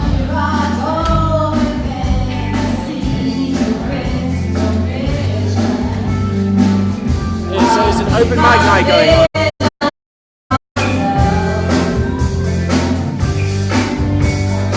Nice one. And here we have outside wood-fired pizza and an outdoor smoking area.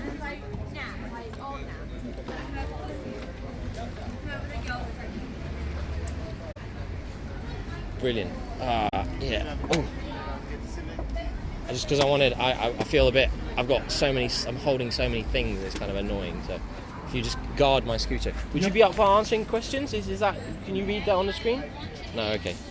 You said Foster's? Foster's. Super duper. Alright guys, I'll be back. We're just going to go into the bar and sort out a drink for our man David here and say thank you. I'll show you where we are. Hey Hygiene, what's cracking? Beer garden, everything groovy. This is the pub. This is our scooter, propped in the corner over there. That's where we're sitting. And I'm just going to be that dick.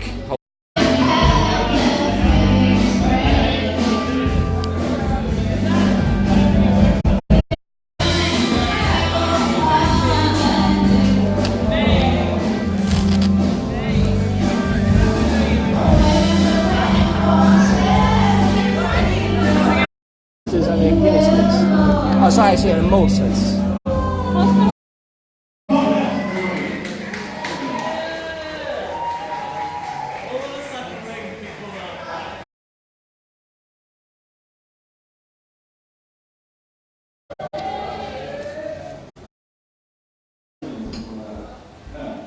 There was a moment there. Like being called on in class or something. Oh, shit.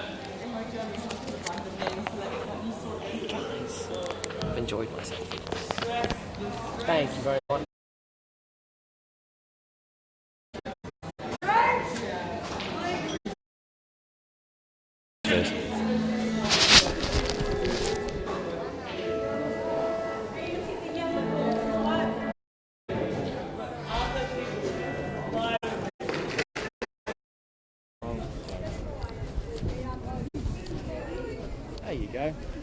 There's two doors here. The right door and the wrong door. You can get out the wrong door. I come out the wrong door.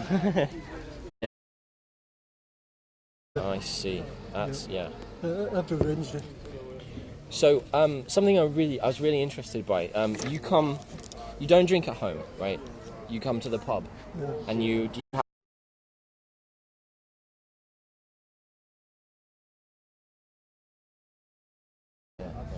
would you ever consider playing here, for example? Almost certainly so. Yeah. Has anyone ever asked? Some people have said they would like to hear it. But timing, isn't it? Meaning? What, 20 years earlier?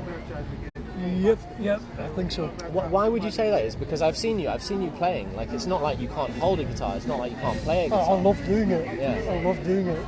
So what?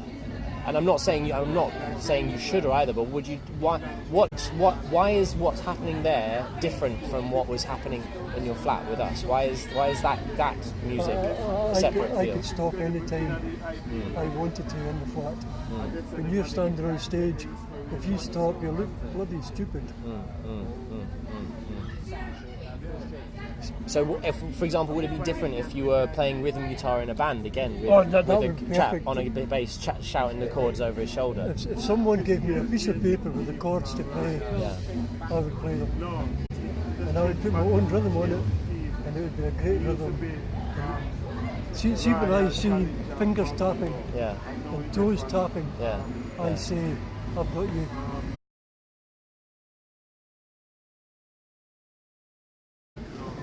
Maybe. Hello. All right. There's another guitarist. Nice to meet you. Oh, I don't know about that. I'll tell you what I got today. Alan, What's? we're recording. We're live on the internet. All right. Just be aware. Would you like to say hello? No. What did I get today? What's the thing that goes like that? Metronome. A metronome. You got a A metronome? metronome today. Wicked. Yeah, that's what. I got a metronome today. No, No. they don't want to wanna see. show- He's not allowed. You're not allowed to see his face. Sorry, this is not. We're not allowed to speak his name either. I've been interviewing David. He's been telling me the story of music and life. Oh yeah, he's an interesting man. Great. Yeah. He's a legend. He is. Yeah, you heard him play. Yeah, we had a bit of a jam, and he played rhythm. I'm the wanker with the saxophone who just does the easy job, but he says that's wrong. He says He's a star guitarist, man. Yeah. I was telling two Scottish guys today in the West End about you when I bought the metronome. Saying how you used to work as a kid, you know, and sort of like thinking of this factory and all that, making things and building things, and then every night you used to go to the pub to play. Did you tell him about that? Yeah. You know about it? Yeah, we've been talking for over 3 hours now. Brilliant. Being asked questions by people. Oh yeah. There's people phoning you back asking questions. No, there's 20 people watching us right now. Right. And we can see their questions on screen. Brilliant. So What are they saying? They said secret. They said secret metronome dude, and then put a heart sign. With the secret metronome. Starman says quality content right here.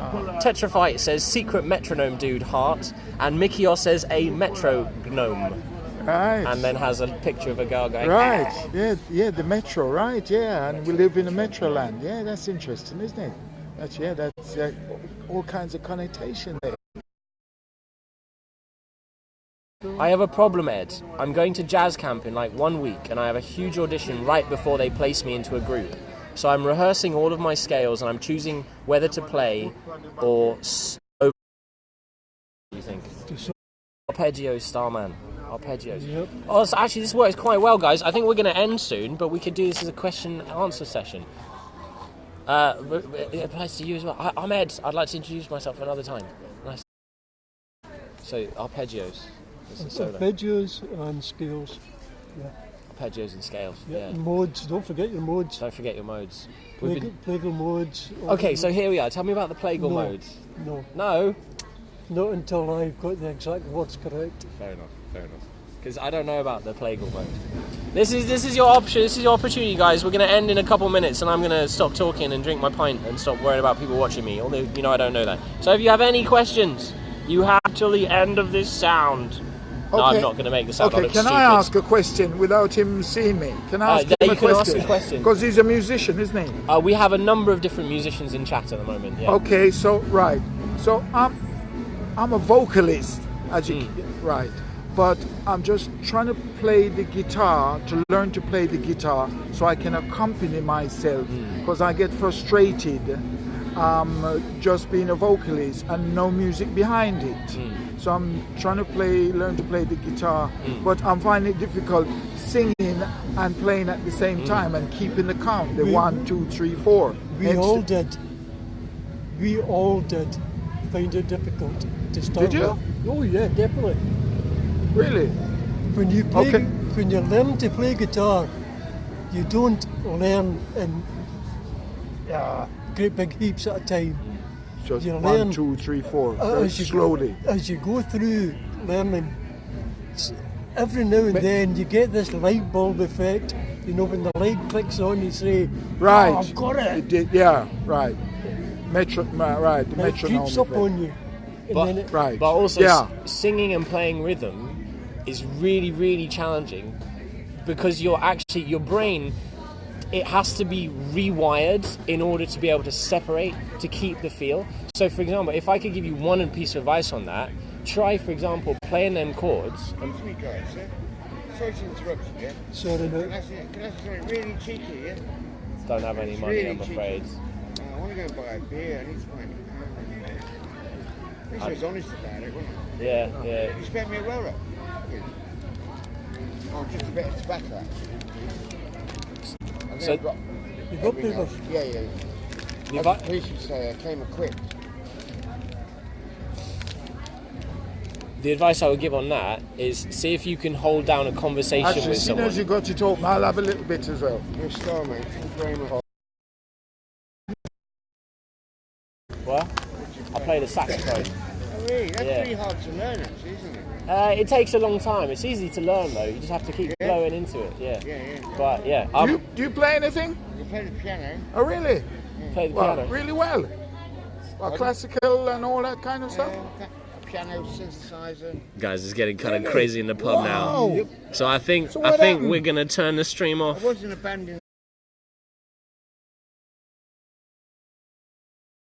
Put people on the internet without their All right. permission.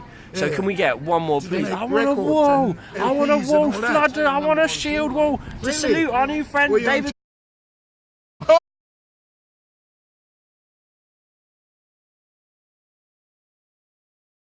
Man's in the wall. Come on, guys, don't let me down. Armadillidium's in the wall. Tetraphyte's in the wall. You're in the wall, you lovely Did people. anybody answer my question about playing and singing at the same time? These guys, well, I did. we'd I be able know, to I answer your know. question. No, did any of them? I mean, they're not used to giving us advice. We tend to give them advice Why is that? because they come and to my stream and I teach them things they want to know. Oh, I see. But I was going to give you an answer. You're like a mentor. Are you? I play lots of instruments. I've been trying to survive as a self-employed musician in London for about 8 years now. Really? And I was disabled and depressed for many, many years. So I sat in the kitchen practicing. And I was lucky because I had mates who didn't kick me out of the house for playing trombone all day, every day. So you must be quite good now. I'm all right. I'm all right at the sax. I'm okay. What kind of sax? Alto? Tenor. I play tenor. But I also play a bit of soprano. John Coltrane. Yeah. Right. Dexter Gordon, Sonny Rollins, Sonny Stitt, them. Yeah. We listen. I sing along. I'd love to tell you guys more about what I'm doing, but I'm also conscious that we've been talking for ages. But I want to ask you a question. If there's one thing you can do to help yourself, because playing a song and playing the chords, singing a tune and playing the chords is like a thing that you have to practice a lot, right? Yep. But the main thing you're trying to do is split your brain in two, so that half of it can play the chords and can play like accompaniment rhythm, but your voice isn't tied to it. Exactly. So the best answer I could give, if you want, I like giving elegant solutions to things. If you can play the chords in time, while having a conversation with someone. Yep. When you can hold that conversation without the conversation being tied to the chords, then your brain will be able to deal with the singing part. Yep. But if you can't, it really, and it will hurt because it rewires your brain. And you'll go like this, you'll be trying to talk, and you'll be like, but I can't, yes, I went to the shops, I got some eggs. And it will literally hurt because your brain is reprogramming yourself. You see, singing is all about enunciation, punctuation, and phrasing. Phrasing. Playing guitar is about rhythm, where it's fixed. Phrasing is not fixed. We also have a very useful comment from Lenakra about the timing stuff. Time is hard to keep only by mind. Timing comes easier from physical movements. Yep. Tap your foot. Yeah. Yep. Which is a rhythm guitarist, he would say. Muscle memory. Muscle memory. Yeah. Right. Yep. Anyway, guys, we're going to end the stream there. Thank you so much, everybody, for being here. We're going This for is a game David. of pool. We're going to go for a game of pool and drink a beer, and we're going to raid someone. So I'll probably meet. I'm going to tie up my stream and say goodbye to everyone. Yep. And I'll see you inside in a sec, okay? Yep. Safe. I'll come and talk to you in a sec.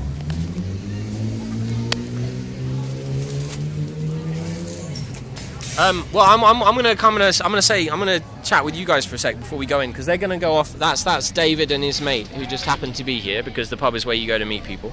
And just do kind of a post-op. I'm so delighted that you guys were here today. I'm glad you enjoyed it. I've been wanting to do this for a very, very, very, very long time, because these stories will be lost. That guy David. We've moved from factories in Scotland when they found oil in the North Sea towards them being shut down by Thatcher and the European Union, to squatting in London and playing guitar and smoking dope while on the dole, to flipping getting a council house in return from not giving the council fuss on returning their other house. So I am so glad that we've done this. I'm so glad that I met this guy in the pub. And I'm so glad you guys were here, and I hope you enjoyed this. I've thoroughly enjoyed this content, and I would love to do more of this. So thank you to everyone who supported us on this stream. Thank you, James, for your donation earlier. I did say it would go to the fridge, but he's a very proud geezer, and I think we're going to try and get him some gigs, because he I don't want to talk down and talk over him, but I gather he put his teeth in for the interview, right? And I think he dressed up nice. So I gather man's got a broken fridge and can't afford to get it fixed, so can't keep food cold. And you guys know what that's like, because my fridge was broken in January. When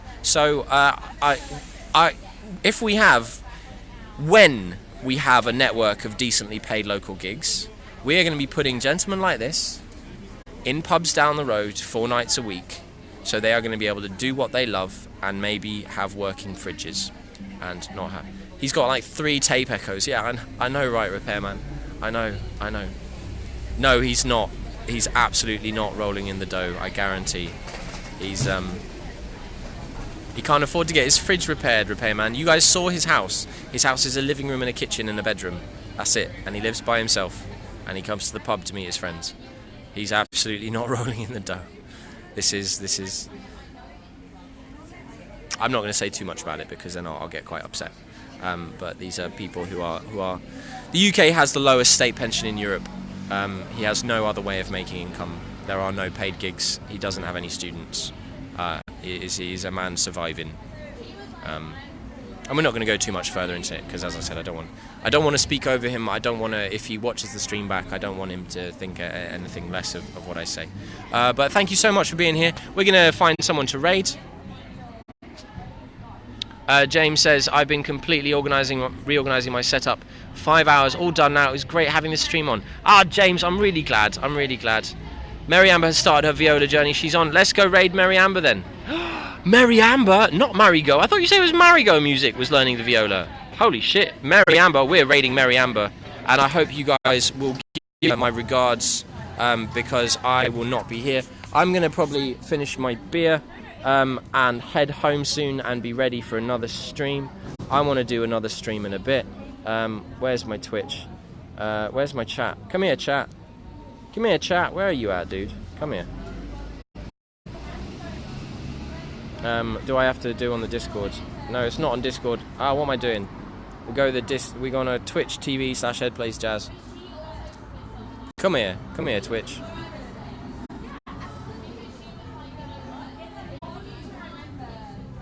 And all in all, guys, I am so thrilled. I'm so thrilled. And this is, as I said, we're going to be doing a long-form study. I want to do a PhD at some point in the nature of the economy of music, how it affects people's brains, how it affects their learning. And we had some really, really good stuff from here. We got a quote. Can someone pull out that quote we had? Where's my app? Sorry, unable to connect to chat, it says. Let's try again. We got a quote, didn't we? Now while I'm doing this, guys, I can't see chat. Now I can see chat again. I can also see me. So here we go. Let's go. We're gonna go raid Mary Amber. You know what to do. Someone drop the quote number saying that guitar is not really a guitar, it's an extension of my arm.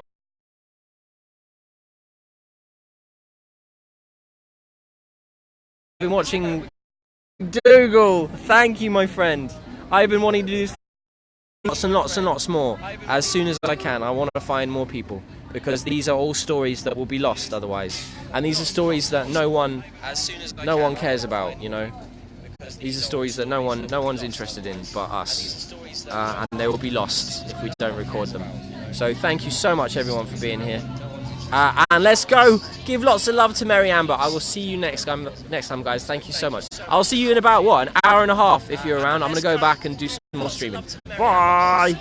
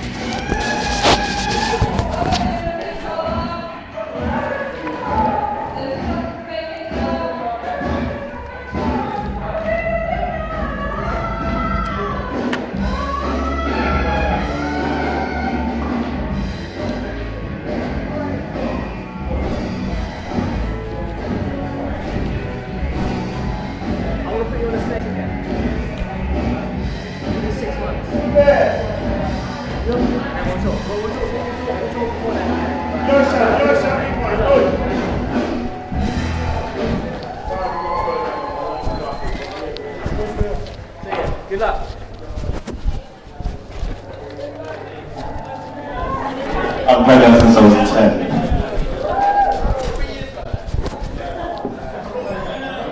Hey, Lily! Cheers, man.